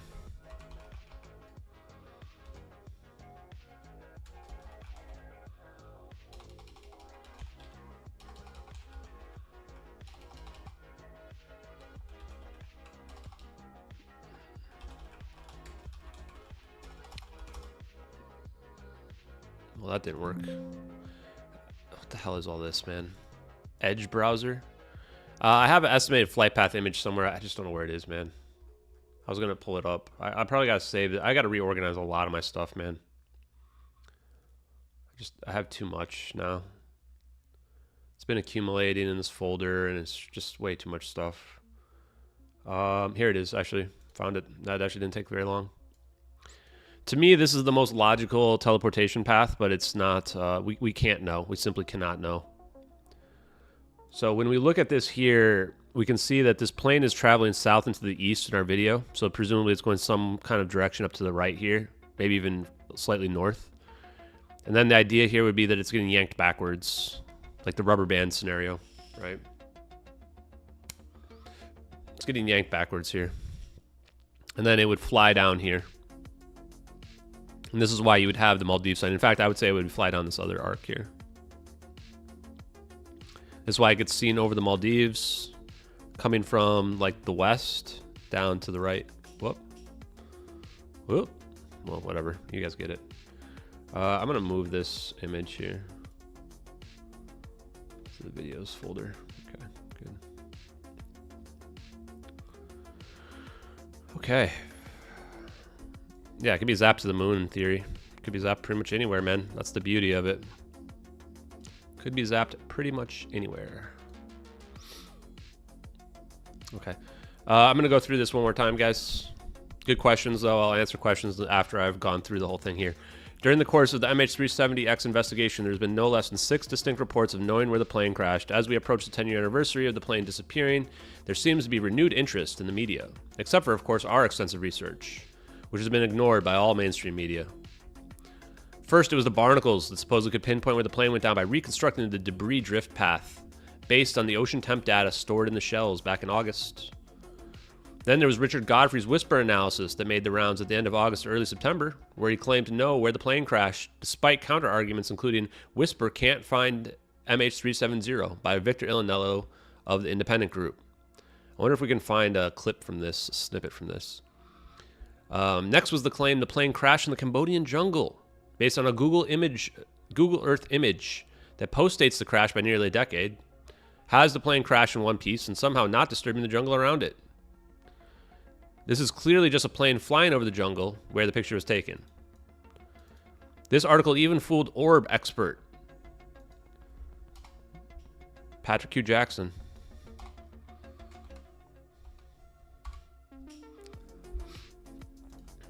Recently, there was a report spread worldwide in the news of the sole surviving fisherman who claims his net caught nearly a 100-foot long wing of MH370 9 years ago, and it was haunted him to this day.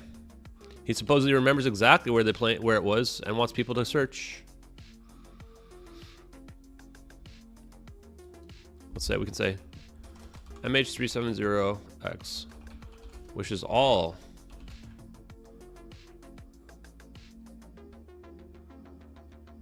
these search efforts the best of luck.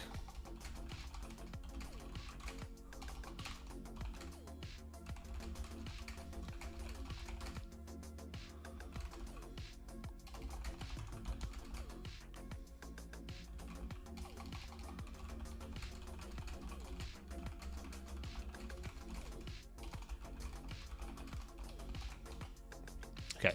Lastly, there are multiple other investigators that all use the Inmarsat pings and Whisper report to come to their own conclusions on where the plane crashed, despite us having already searched above and below water along the entire 7th arc. They also can't explain how a 777 crashes into the ocean without leaving a debris field visible from space, no black boxes, no acoustic detections from 3 different systems, no radar detections from 4 different countries. In the morning hours, along an active shipping route with no witnesses. Let's just make sure we didn't miss anything.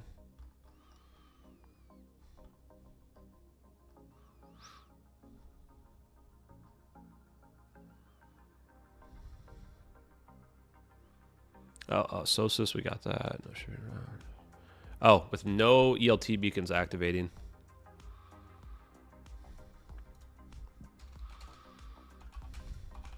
Let's just double check the ELT beacon stuff, make sure that's right.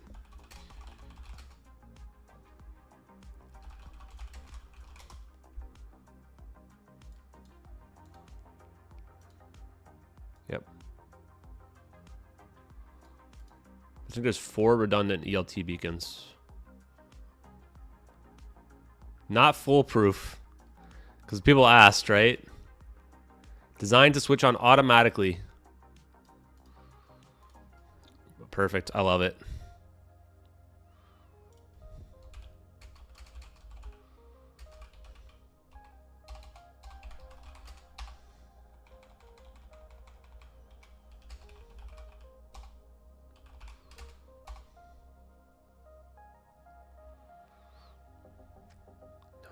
No acoustic detection. Okay, I'm just going to reread this last sentence. They also can't explain how a 777 crashes into the ocean without leaving a debris field visible from space. Let's just get rid of the visible from space part. It just doesn't flow right. No black boxes, no acoustic detections from 3 separate systems.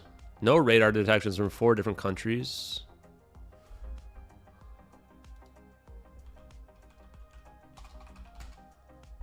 None of the 4 redundant ELT beacons activated in the morning hours, comma, along an active shipping route with no witnesses.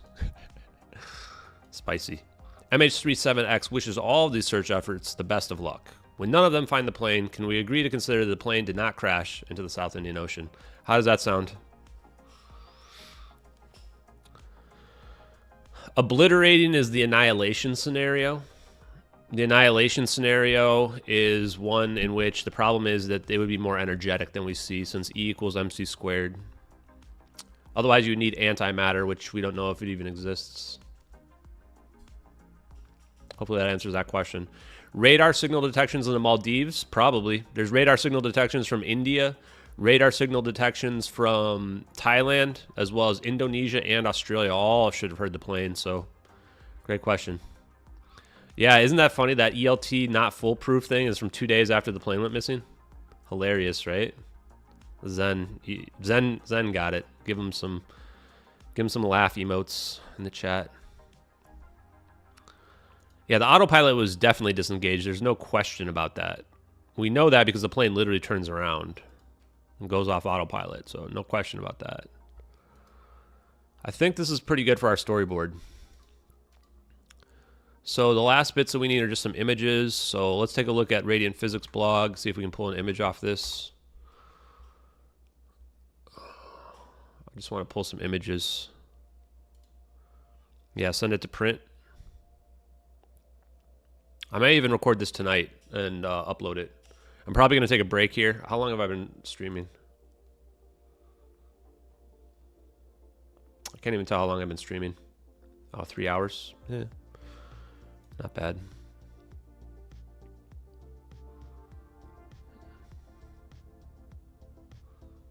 Here we go. This is what we take right here, right?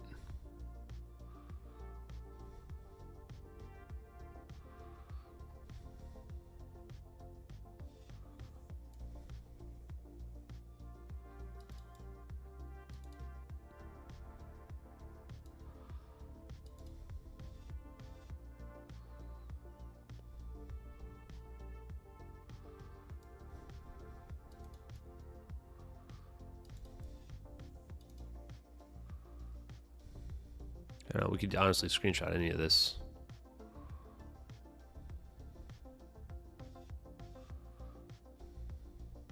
Maybe we can just screenshot the conclusion.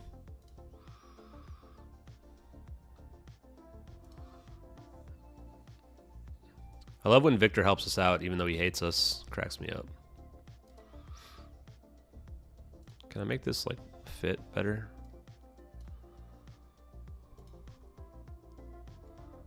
Just screenshot this. We'll give him a little bit of cred here.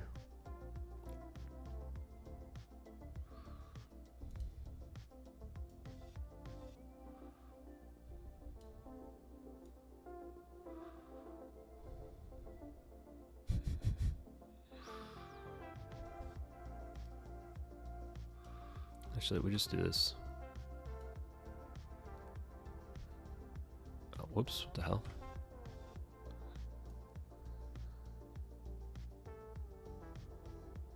Ugh, I wish this was easier to like draw.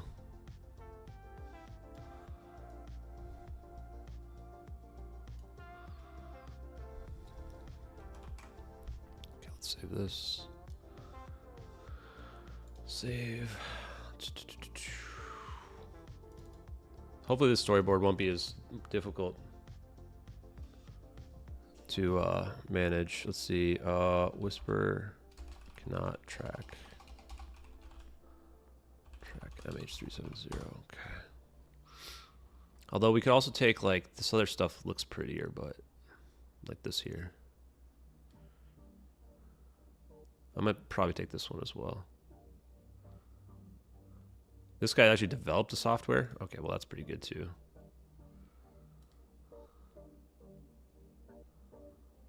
Maybe we just take this whole screenshot too.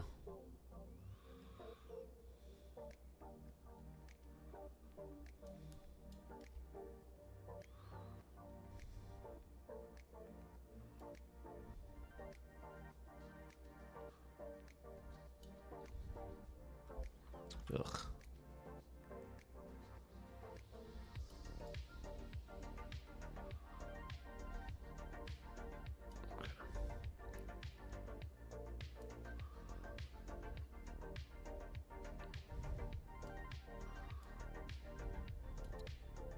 Seems like a pretty good quote here, folks. What do you guys think? Seems pretty good.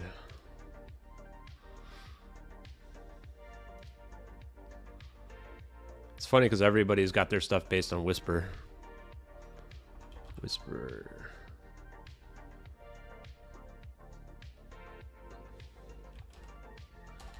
Not useful airline tracking. Okay, we got that.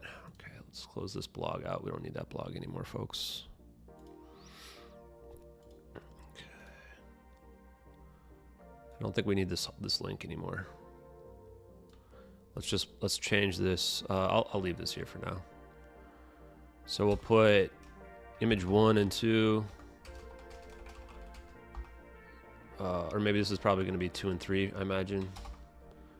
I want to get something from the barnacle data, probably. I want to put a barnacle image in here.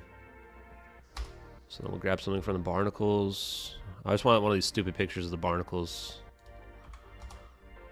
It's just absurd. Where's the barnacles? There we go. Something like this.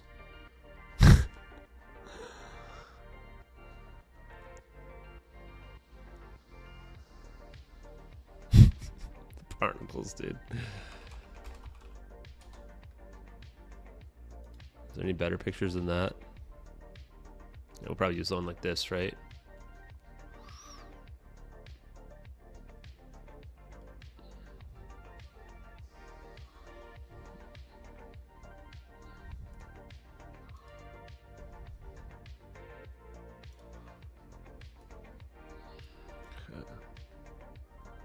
Barnacles. Oh, you know what? That's not going to work. It's a WebP file. I don't know what the hell that means, man. We need the actual image. We have to click on the mirror, sadly. Oof. Okay, I accept your... Oh, here we go. Maybe we use this one. Let's use this one. It's fine. Let me pull this over here and save it. It's still a WebP file. Can I change this to something else? You know what? I'm just going to screenshot it. It has this share thing in the top right. Oh, there we go. There we go. I'm just going to screenshot it.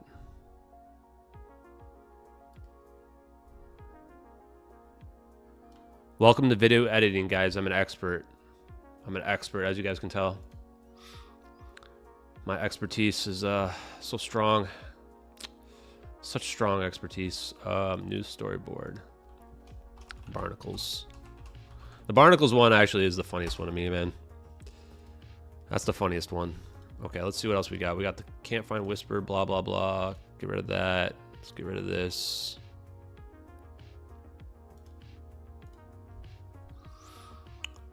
Barnacles, image 1. So we'll put that there. This helps me set the storyboard up. I need some way to modify them into a video. Probably can use that editing software. Cambodia jungle.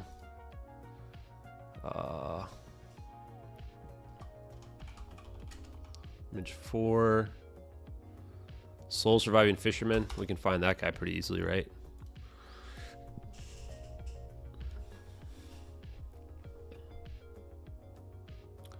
What is the MH370x subreddit? Well, it's been banned several times. You can go 3 orbs. I'll give you the private one.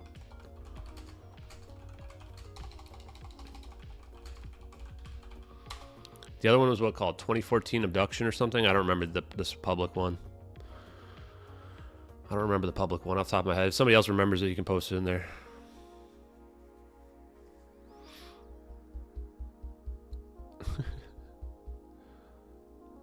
No, do I seem worried about Edward C. Lin not being the guy? Do I seem worried about it? Go read the case about Edward C. Lin and you tell me exactly what you think he did to betray the country. They literally did not find him guilty of espionage. So, no, if I were you, I would be the one. If I were you, you should be the one who should be concerned about vilifying somebody who did not betray the country. He was not convicted of espionage. There was actually no evidence he exchanged anything with anyone from China. That's a fact, not an opinion.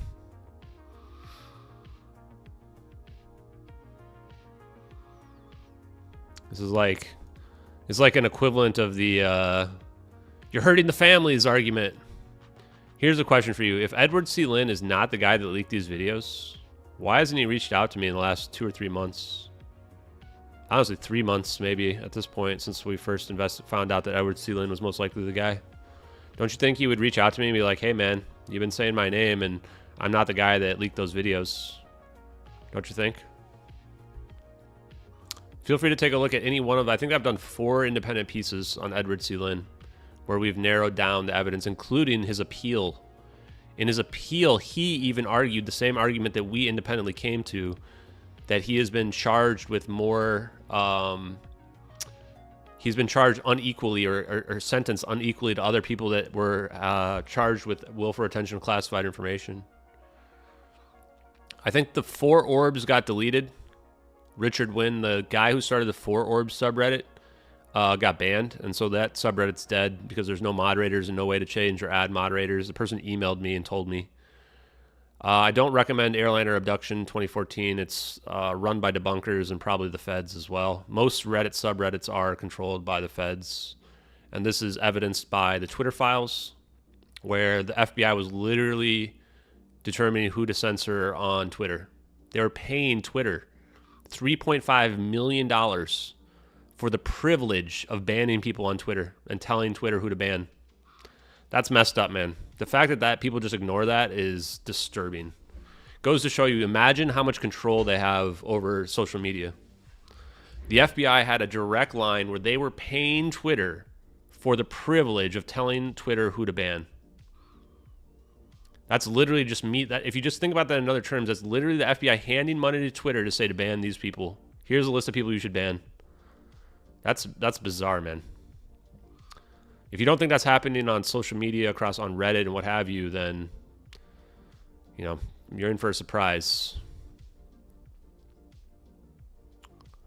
Ask yourself this. Who is against removing anonymity from the internet? Who's against it? Who is against removing anonymity from the internet? If you're somebody who stands by what you say, who's not harassing anybody, who's just giving your honest opinion, are you afraid of anonymity on the internet? Or removing it?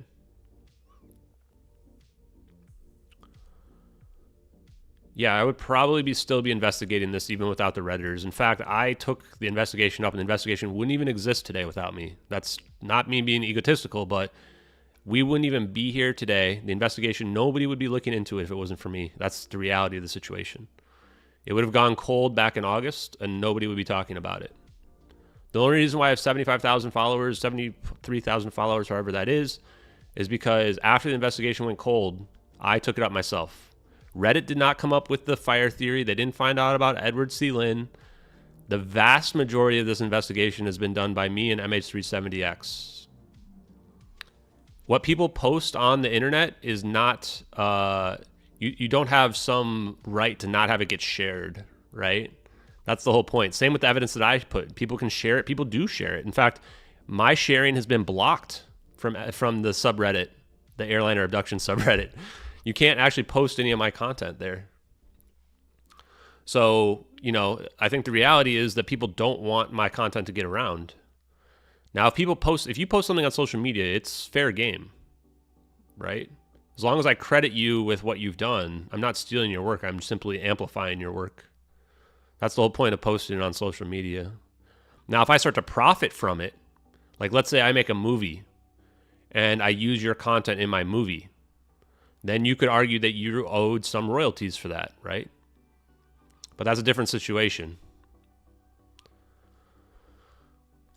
So if I make a movie and I start using people's work in my movie and I don't, you know, if I like say, hey, here's somebody's work that they created and I don't, you know, give them some credit or whatever, then you might have an argument. You know, I'm not a lawyer, so I can't go into the nitty gritty of it.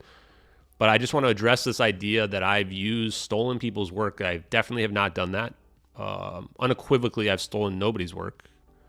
And I've not only that, I've made my evidence available for everybody.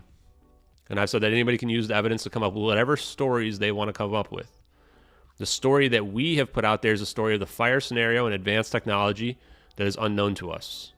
Technically, I own the copyright to that. If this is somehow fake, then I'm the one who came up with that story. Then somehow I own that copyright. You could argue that maybe some of the people in MH370x have some minor ownership of it, but the reality is I've come up with most of it by myself. The investigation, they've certainly assisted in that for sure. I cannot deny that. And that's part of the reason why I, you know, occasionally, but without any obligation, try to give back to some of those people in the community who have put a lot of the work in. In fact, I plan on doing that later today as well. I was trying to do it yesterday on Christmas, but I got very sidetracked with family stuff and didn't get time around to it. And by the time I got home, I was wiped out and passed out.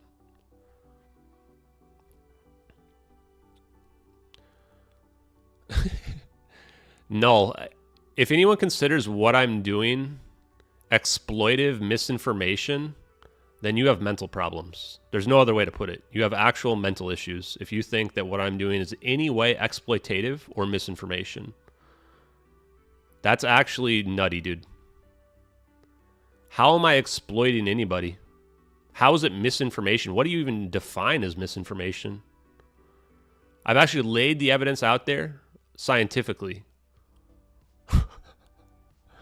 I want to actually address this in the chat right now.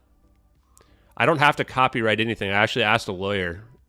Anything that I post out there story related is automatically my copyright. If someone were to go try to make a movie about my scenario that I put forth in the story that I put forth about my story, then I would be the one who'd be able to sue them for that. Man, a lot of people monetize stuff. Is Florence DeChangi exploiting the story by making a book about it? How about Jeff Wise? Is he exploiting it? Are the people that made the Netflix documentary exploiting the plane by trying to solve it? Right? You tell me. I want to know the answer to that. Do you think that the people that made the Netflix documentary are exploiting the situation? Do you think the people that write books about mysteries are exploiting the situation? If I write a book about Alex Murdaugh murders and the case, am I exploiting that? Am I exploiting the people who were killed? Or am I just trying to get to the truth? Where do you draw the line exactly? I just want to know.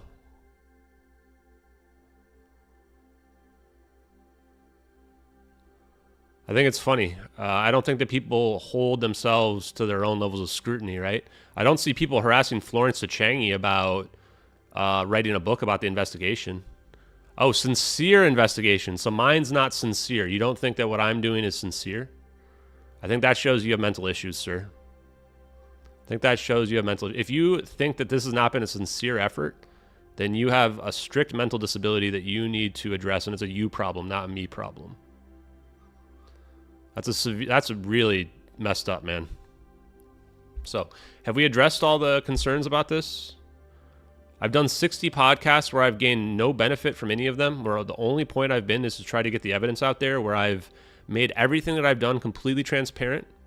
I've actually made my opinions transparent as those have grown from early on in the investigation to where they are right now.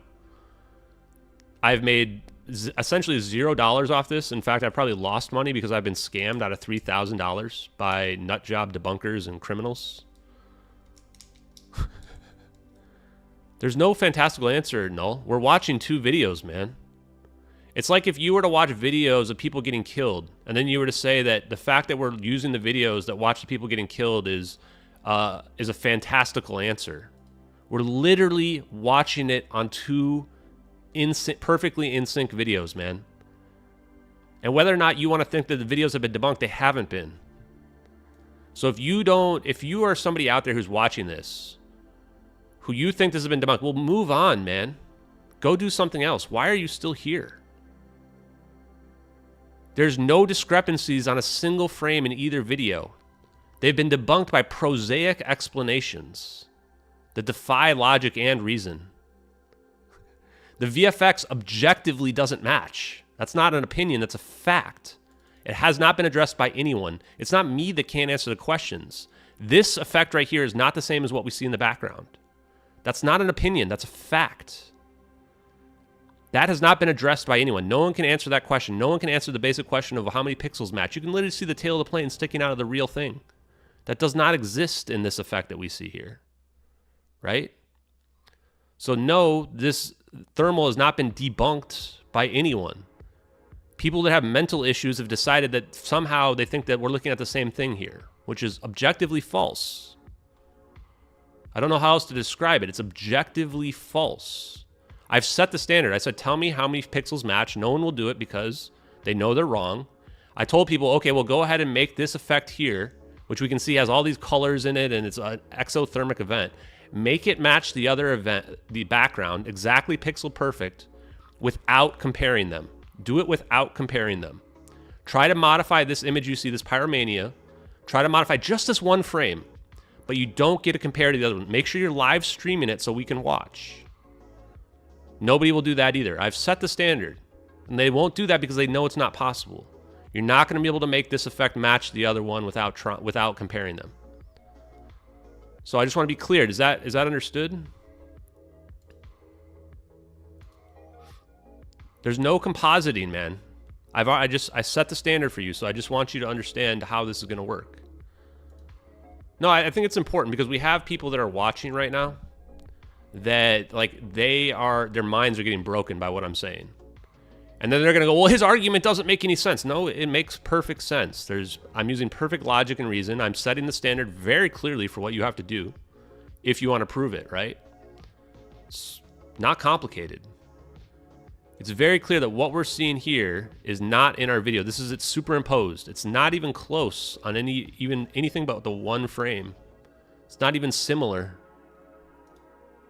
Now, if you think that the clouds match or whatever, sure. You know, tell yourself whatever you have. Whatever you need to. The problem is, since we have two perfectly in sync videos here, you need a 3D render for this in order to get the angles correct. This rules out using a 2D cloud effect. We even proved that the clouds match in both videos. They show up in the same spots. So if you think it's fake, you're free to move on, man. Just please stop making fake stuff up about exploiting the situation, which nobody's doing. Stop making fake stuff up about that we're hurting the families or something. Like, no family members have reached out, man. It's obviously disingenuous, and whatever like mental issues you're dealing with in terms of trying to accept the reality of these videos being real, that's a you problem, man. That's not an us problem. That's a you problem. So hopefully that's been fully addressed and we don't have to keep going with that.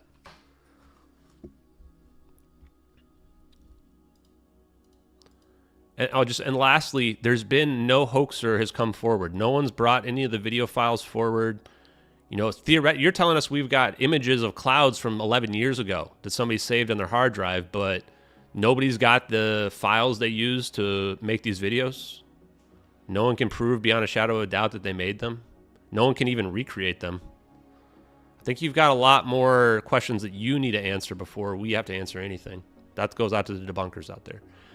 Now that we've addressed that, I'm going to grab the fisherman thing here.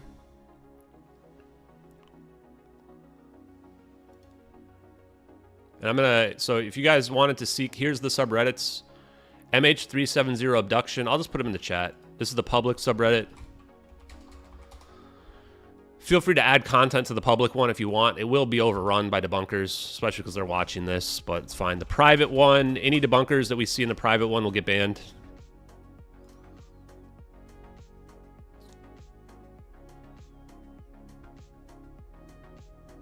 What's this one?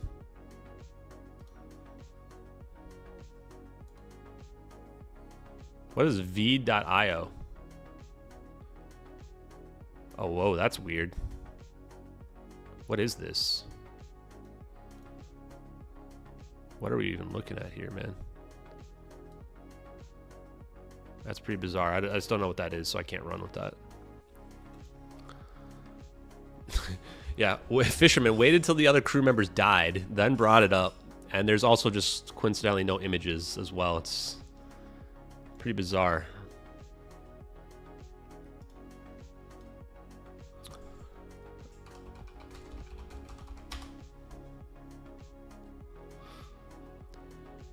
Guys, the VFX artists are all just like CNN brain, right?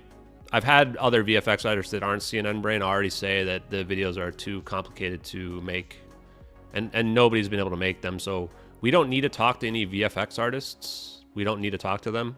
We're actually talking to scientists who are explaining how they're real. That's a lot better than talking to a VFX artist. I don't want to try to convince people that don't want to believe. I just don't care. The reality is I understand that a vast percentage of people, maybe not vast, but let's say at least 50% of people are never going to believe the videos to be real no matter the strength of the evidence. We've seen that. We've seen that, not just from the debunkers, but people who are actual supposed investigators. You know, just go look at the Unblockalypse. There was several independent group investigators who've had us blocked from the very beginning. They're not interested in reality. They're interested in whatever their little pet theories are and trying and using cognitive confirmation bias to confirm that they're real, even though they've never solved anything in 9 years, right? That's the reality. So we can't try to convince her. We can't force people to believe. You can't force people to look at the evidence. You can't force people awake. The best thing that we can do is just keep moving forward and reaching as many people that are already have their eyes open. That's the reality of it. Where is this guy? There he is. This is the one. This is the image I want. That's the image. God, can't stand all these these websites are just garbage, man. Is this like the only way they can stay in business is with like 50 advertisements everywhere?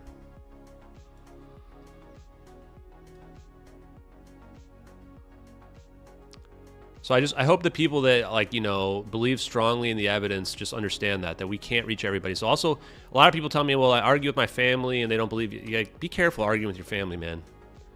The reality is that there's a lot of people that can't understand it either. Like I even was talking to my physicist cousin who does actual proton therapy for cancer treatments for children. I think he's a physicist PhD. And, you know, I tell him like ER equals EPR, right? And he just like makes up some like Star Trek terms, and I go, that's not a real term, like because he thinks he's gonna catch me on it, and I'm like, no, that's a fake term you just made up. I'm not talking fake nonsense. I'm talking like actual real science, right? It was like, did I get the wedding ads? Is that what was showing up? Oh boy, oh boy. Wonder what that means. Okay.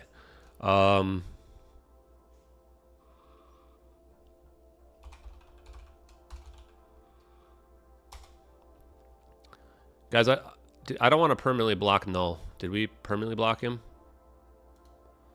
I'm unhiding him from the channel. Null, you can speak again if you want. I am putting you in timeout, though, for 30 minutes. He was asking legit questions. I don't want to be blocking people unless they're just adamantly trolling. He's actually asking legit questions. It's fine. If people are asking questions and they're just thick-brained or whatever, please don't block them permanently. Just put them on timeout. Let's try to be better about it. Okay, so let's see what else we got. We got another image here. So then we add image 5. And then lastly, we do images 6 and 7. I think that'll work. And images 6 and 7, let me just double check.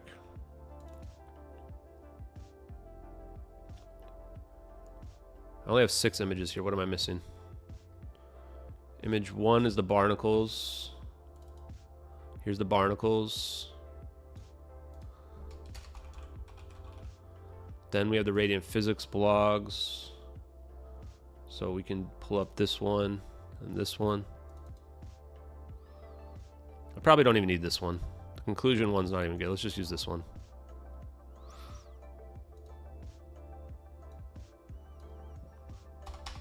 And then this is going to be whisper, not useful. Okay.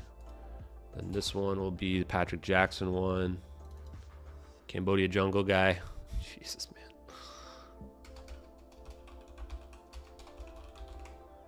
Okay, and then this one, the boater net. Okay. And then the last two images. Wait, how am I just miscounting? Oh yeah, there is 7 here. Okay, we do have them all. Okay, never mind, guys. Never mind, guys. Okay, then 5 and 6. So then the last two images are going to be this one, showing all the search locations. Look at all these different search people that think they know where it is, and then we just show the search area. Maybe we get a better search area one. I think we get a better search area. Let's see if we can get a better search area one real quick.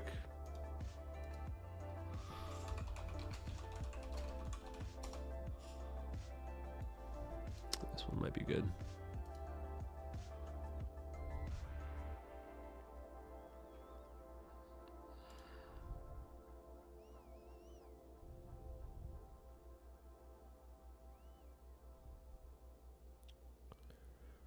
Satellite images of possible debris. They found nothing, of course. Priority search area was down here. What are all these dots over here? What does this mark here mean? I think this is where they searched as well. Let's just save this. I think we'll use this one. Save image. We'll call this search area Wikipedia.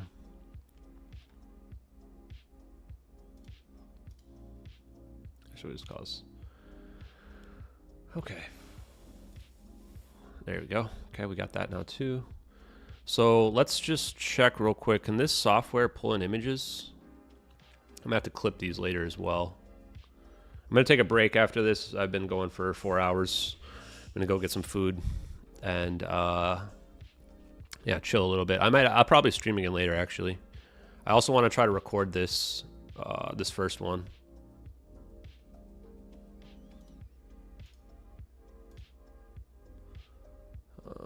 Let's see if this I wonder how this works. Can I import any media I want here? I want to test something out here. Drag and drop media and effects. I think I can. Barnacles was the first one. Let's just test this out. Let's see if we can become VFX experts, guys. Oh, I think we can. Oh, look at this. Can you say how long you want it to go for? Oh, wow. 5 seconds is the default. I wonder if you can change that. 5 seconds might be fine. Ooh, this looks pretty good, guys. I like this a lot. Barnacle, whisper out, not useful. Oh, this is going to be good. Wait, yeah, okay, that's good. We can probably speed it up or slow it down here as well. Maybe this one. Oh, this is going to be great. This is going to make this so much easier for me than Patrick Jackson. Oh, God, this is great, guys. I love this. Patrick Jackson, boater net guy. And then what I'll do is I'll adjust the speeds to my speech to make it close and match. And then expert locations. And then search area. Yeah. Oh, this is going to be good, guys. This is going to be really good. So I think we actually want the image. These images are going to flip up before each paragraph here. And then when I get to this part, it'll go back to me again. That's going to be good. Okay. Now, how do we do this? I think we're going to need more than 5 seconds on this. How does this work? Oh, I see. That zooms it in and out. Oh, yeah, you can end. Okay, interesting. Okay, I see what you did here. Okay, so we just... Let's move this stuff over here. Okay, I see how this works. Zoom this in a little bit. 5, and then you can make this longer. Oh, wow. 10 seconds. I'm gonna have to probably time this as I go. I'm guessing this probably is gonna be 10 seconds might be enough for this. This one's gonna probably be about 15 seconds.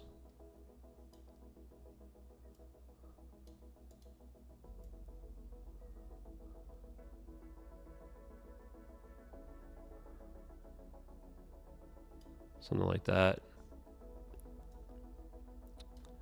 Zoom this out a little bit. Oh, this is cool, man. This is definitely the way to do it. The other way I was doing it before, chat, I'll look in the chat here and see what's going on. Yeah, man. Honestly, if I could find the hoaxer, I would have collected that 145,000. You don't think that would change my life? It's a lot of freaking money. I would definitely search for that hoaxer. Just to be real with you guys. Can I just like exactly time this? 45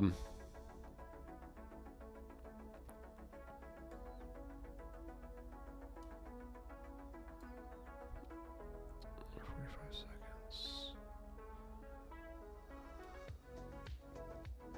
How do I drag this over here? I'll adjust the times as necessary, but this is probably gonna be pretty close. And the boater, 15 seconds, probably go up to about here. Then the experts, so this is going to be the one where probably about 20 seconds.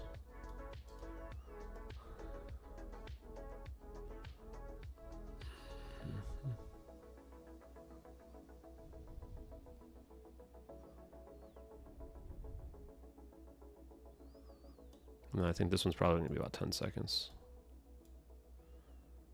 Like that. I'll time this out, see how that goes. And then what we do is we combine these. I should not combine them yet. We might have to switch them all to get around a little bit. Should we do one quick run through, see how it plays out? Let's do one quick run through before we go.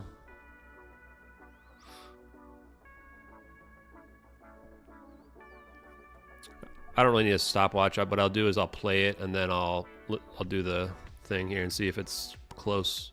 It doesn't have to be perfect. It just needs to be pretty close, right? Okay, so how do I move this around here? Let's make this a little bit smaller. I wish I could get rid of the stuff on the side. It's probably like toolbar of some sort. Wait, maybe it is. No, project info. I can't get it to go away. Okay. Apparently I can't make this smaller either. Yeah, it doesn't get any smaller. Okay, I'll move it over here.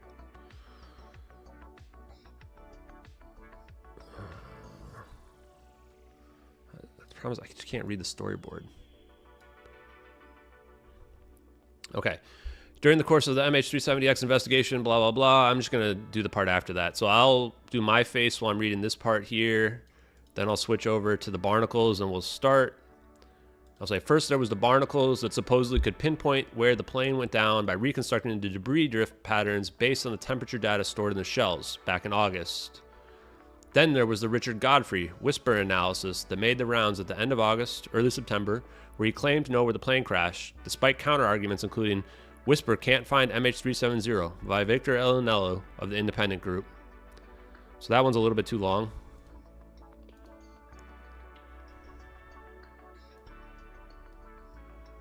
Shorten that a little bit. Shorten this one just a tiny bit. Like that. And let's go back to Patrick Q. Jackson. This is how we can time it and make it work. Next was the claim that the plane crashed in the Cambodian jungle based on the Google Earth image that postdates the crash by nearly a decade. has the plane in one piece and somehow does not disturb the jungle surrounding it. This is clearly just a plane flying over the jungle where the picture was taken. This article even fooled orb expert Patrick Q. Jackson. Okay, that one's a little too long as well for sure. Probably about to there. I can speak a little bit slower to make it kind of fit. Okay, then next. Recently, there was a report that was spread worldwide in the news of the sole surviving fisherman who claims his net caught a nearly 100-foot-long wing of MH370 9 years ago, and it haunted him to this day. He supposedly remembers exactly where it went and wants people to search. Perfect. That one's actually pretty good. Stop. Okay. Lastly, there are multiple other investigators that all use the Immerstat ping/whisper report data to come to their own conclusions on where the plane crashed, despite us having already searched above and below water along the entire 7th arc. They also can't explain how a 777 crashes into the ocean without leaving a debris field, no black boxes, no acoustic detections from 3 separate systems, no radar detections from 4 different countries, none of the 4 redundant ELT beacons activating in the early morning hours along an active shipping route with no witnesses. This needs to be extended. I think that what we do here, extend this a few seconds. Like that. This is pretty good. Okay. I'll take care of this, the rest. And then I'll say MH370x wishes all of these search efforts the best of luck. When none of them find the plane, can we agree to consider that the plane did not crash into the South Indian Ocean? I don't know. I may rephrase that. Not really sure. What do you guys think about it? All that? Pretty short and sweet, right? Pretty good. I think it's pretty solid. Record audio first and then align the images to the breaks. That might be the way to do it. If I can record the audio and then I can actually put the video into here, right? That's probably the way to do it. Good call. If I just record myself just reading it all out, right? And then I superimpose it over here and I edit it together to make it fit. Probably the way to do it. We're learning how to edit, guys, because then what I can do is I can just pull it in here and put it down here. The separate track, and then I can line it up the way I want. That's a good idea. I could even put the intro in there as well. Good call, man. Good call. Appreciate you. That's the way to do it, I think. Just record it, right? Okay. That's what I'll do after this. I'm going to go get some food. I'll come back. I'll probably record this. I'll probably edit it together. And then we'll post out our news responses. Can you believe that there's... How many different things? 5, 6 different articles? 6 different articles, man. Just in the last 4.5 months. All claiming to like know where the plane crashed. Wild, man. Totally wild. Okay, guys, let's play us out. If you guys want, we'll probably be back online later tonight. I don't really have much else going on. I'm probably just going to watch a movie or something and then eat some food, relax a little bit, just enjoy my day off. And then we're going to probably come back. And later tonight, there's plenty more stuff to do. We might do another one of these. If I get good at this, then I'll be able to push these out a lot faster. I want to do other storyboards. I want to do a storyboard for the drone video. That'll be awesome. That's going to be getting into the science a little bit. And let's see what else we got. Just see what else is upcoming, guys. Probably at the end of the year, I might repost the space of myself, Danny, and Julian. I might even edit it down, but I don't really want to be like dunking on people. But it is pretty damn funny, so it's hard to say. We could do the FOIAs tonight. That's probably something we should do tonight, is the FOIAs. In fact, let me write down this other one so I can close that. And then I'm going to also, do some stuff, some personal stuff related to MH370x. The Rolls-Royce stuff we could do. Oh, we also need to work on the all evidence. Yeah. We need to do the all evidence. This is done. Why it didn't crash in the South Indian Ocean. I think that's pretty much going to be included into our news one, right? We kind of changed this. I like it better that way.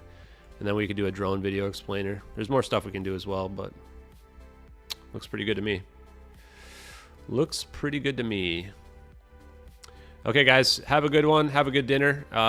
Potentially we'll see you guys later. Not 100% sure, but we will. Yeah, we'll come back later. I'm gonna play us out here.